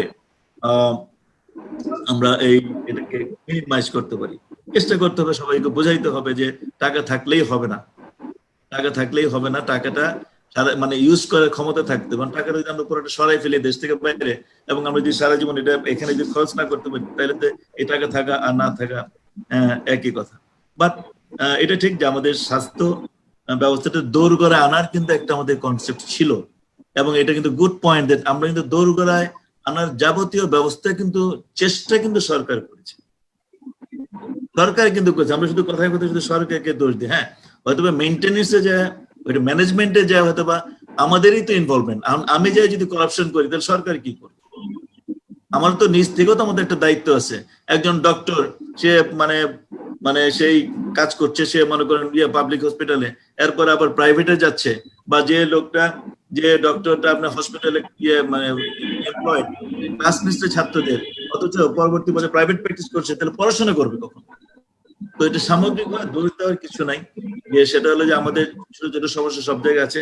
ইনশাল্লাহ আমরা মনে হয় এই যে আমরা আইডেন্টিফাই করছি, এই আইডেন্টিফাই করে হয়তো আমরা ইয়ে করতে পারি। একটা কথা আমার খুব ভালো লেগেছে যে বিএমএ শুধু তাদের বিএমএ অ্যাসোসিয়েশনে যেসব ডাক্তার, তাদের ওয়েলফেয়ার চিন্তা করলে হবে না।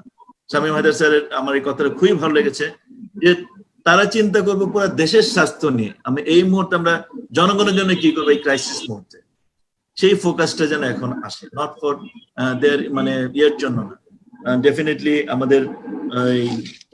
আমাদের ডিএমএ সেই, আর সবশেষে আমাদের চেয়ারম্যান আজকে উনি যে বক্তব্যগুলো দিয়েছেন, এটা আই ওপেনিং, এটা ভেরি গুড আই ওপেনিং শিখলাম। আমার মনে হয় উনি জেলা আমিনুল করিমকে বোঝাতে চাচ্ছেন যে আপনি যতটুকু কন্ট্রিবিউট করতে চেয়েছিলেন, হ্যাঁ, আমরাও কম যাই না, আমরা মোটামুটি চেষ্টা করেছি এনডিসি বা বিভিন্ন যে লেকচার গুলো আমরা কাজে লাগানোর জন্য। এটা সত্যি কথা স্যার, যে আপনি যে এরিয়াগুলো আইডেন্টিফাই করেছেন, যে আমাদের এখন তো আইডেন্টিফাই, এখন আমি যদি বলি, আপনি যদি বরিস জনসনের কথা বলতেছেন, যে সে যদি আপনার এই চুক্তি বাতিল করে দেয়, আমরা যখন যদি 200 বছর আগে যাই, 300 বছর আগে যাই, হ্যাঁ, আমরা যে মোগলে যাই, what was the state system? হ্যাঁ, আমরা যদি অটোম্যানদের সময় পাই, আপনার সেই 1000 অশোকের সময়, what was the state system? তো সেই জন্য আমরা যে ঐতিহাসিক যে কতগুলো লিগাসি নিয়ে এসে আমরা বিভিন্ন সময় বড় ধরনের ক্রাইসিস গুলো করি, এগুলো কিন্তু আনএন্ডিং। আবার এটাও ঠিক যে আপনি যদি ইউরোপের ম্যাপের দিকে চিন্তা করেন, গত 200 বছরে আপনি পোল্যান্ড বলেন, অস্ট্রিয়া বলেন, এই যে দেশগুলো বলেন, এগুলো কি হাঙ্গেরি বলেন, এগুলার যদি আপনি ইউটিউবে দেখবেন যে ওদের সাথে কালার চেঞ্জ হয়, মানে এই political boundary they have undergone lot of changes, and if that is the trend, এটা কিন্তু চেঞ্জেবল। আমাদের পলিটিক্যাল বর্তমান যে দেশগুলো আছে, এটা হয়তো সম্পূর্ণ ধরে নেওয়ার কোনো কারণই নাই যে এইটাই আরো 50 বছর থাকবে বা 100 বছর থাকবে। এটা অবশ্যই, বাট হয়তো জিওগ্রাফিক্যালি না, যে হয়তো অন্যদিকে যেতে পারে, কারণ আমাদের ইন্টারনেট, আমাদের যে কমিউনিকেশন, বা আমাদের যে এখন আমাদের সাইকি গ্লোবালাইজেশন যে সিস্টেমটা আসছে, আমরা হয়তো আগের স্টেট সিস্টেমে নাও থাকতে পারি। ইভেন 10 বছর আগে যে সিস্টেম আমরা বড় হয়েছি, ওই স্টেট সিস্টেমে নাও থাকতে পারি। ওইটাও মনে হয় আমাদের একটু চিন্তা ভাবনা করার প্রয়োজন আছে। তো আমি আর ইন্ডিয়া ব্যাপারে গেলাম না, চাইনিজের ব্যাপারে গেলাম না। আমরা আশা করি যে বৈশ্বিক যে গ্লোবাল লিডাররা অবশ্যই এখন চিন্তা করবে যে সবার মঙ্গলটা, একার মঙ্গল দিয়ে সবার মঙ্গল হয় না।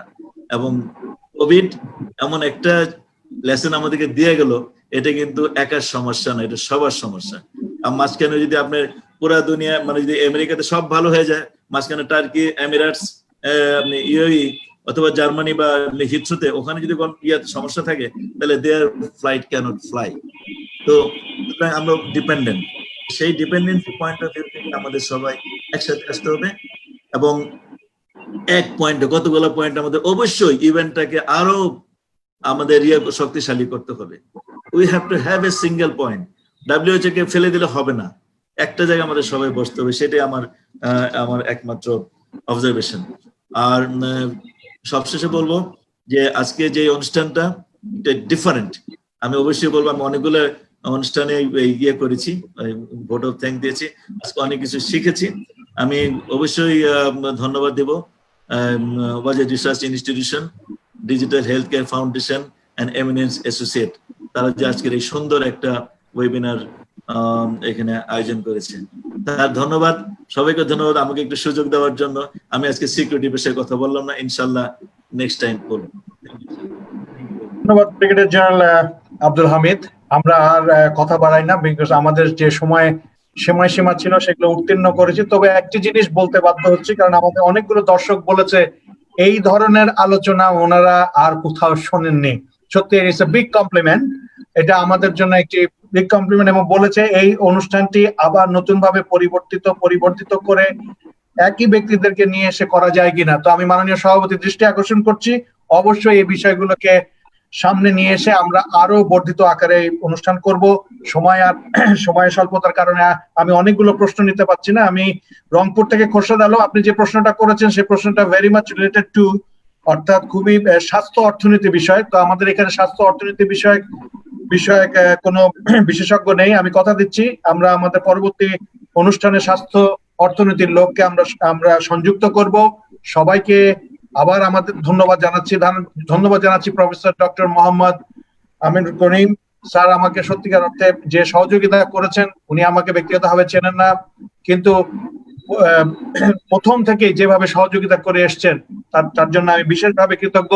ধন্যবাদ শামীম তালুকদার, আপনার সাহসী উচ্চারণ, এই উচ্চারণ যাতে অনেক দিন থাকে। শুধুমাত্র ডাক্তার নির্ভর আমরা স্বাস্থ্য ব্যবস্থা চাই না, অর্থাৎ স্বাস্থ্য ব্যবস্থায় অন্যান্য সকল স্টেক হোল্ডারদের জীবন মান এবং আপনার প্রফেশনাল যে দক্ষতা তাদের বৃদ্ধি পাক, যাতে আমাদের হেলথ সিকিউরিটির এই অব্যবস্থা, অর্থাৎ স্বাস্থ্য বিষয়ক যে অব্যবস্থায়, তাতে যেন ন্যাশনাল সিকিউরিটি বিঘ্নিত না হয়। ধন্যবাদ ডক্টর নাসিরউদ্দিন, আপনার অত্যন্ত বুদ্ধি সম্পন্ন বক্তব্য আমাদেরকে অনেক নতুন খোরাক জুগিয়েছে।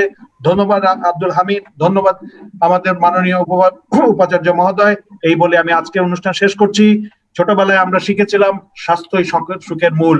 সেটা ব্যক্তি স্বাস্থ্য থেকে সামাজিক স্বাস্থ্য এবং রাষ্ট্রীয় স্বাস্থ্য যদি না হয়, তাহলে পুরা জিনিসটাতেই একটি ব্যাঘাত ঘটবে বলে আমাদের ধারণা। এই আশা ব্যক্ত করে সকলকে ধন্যবাদ।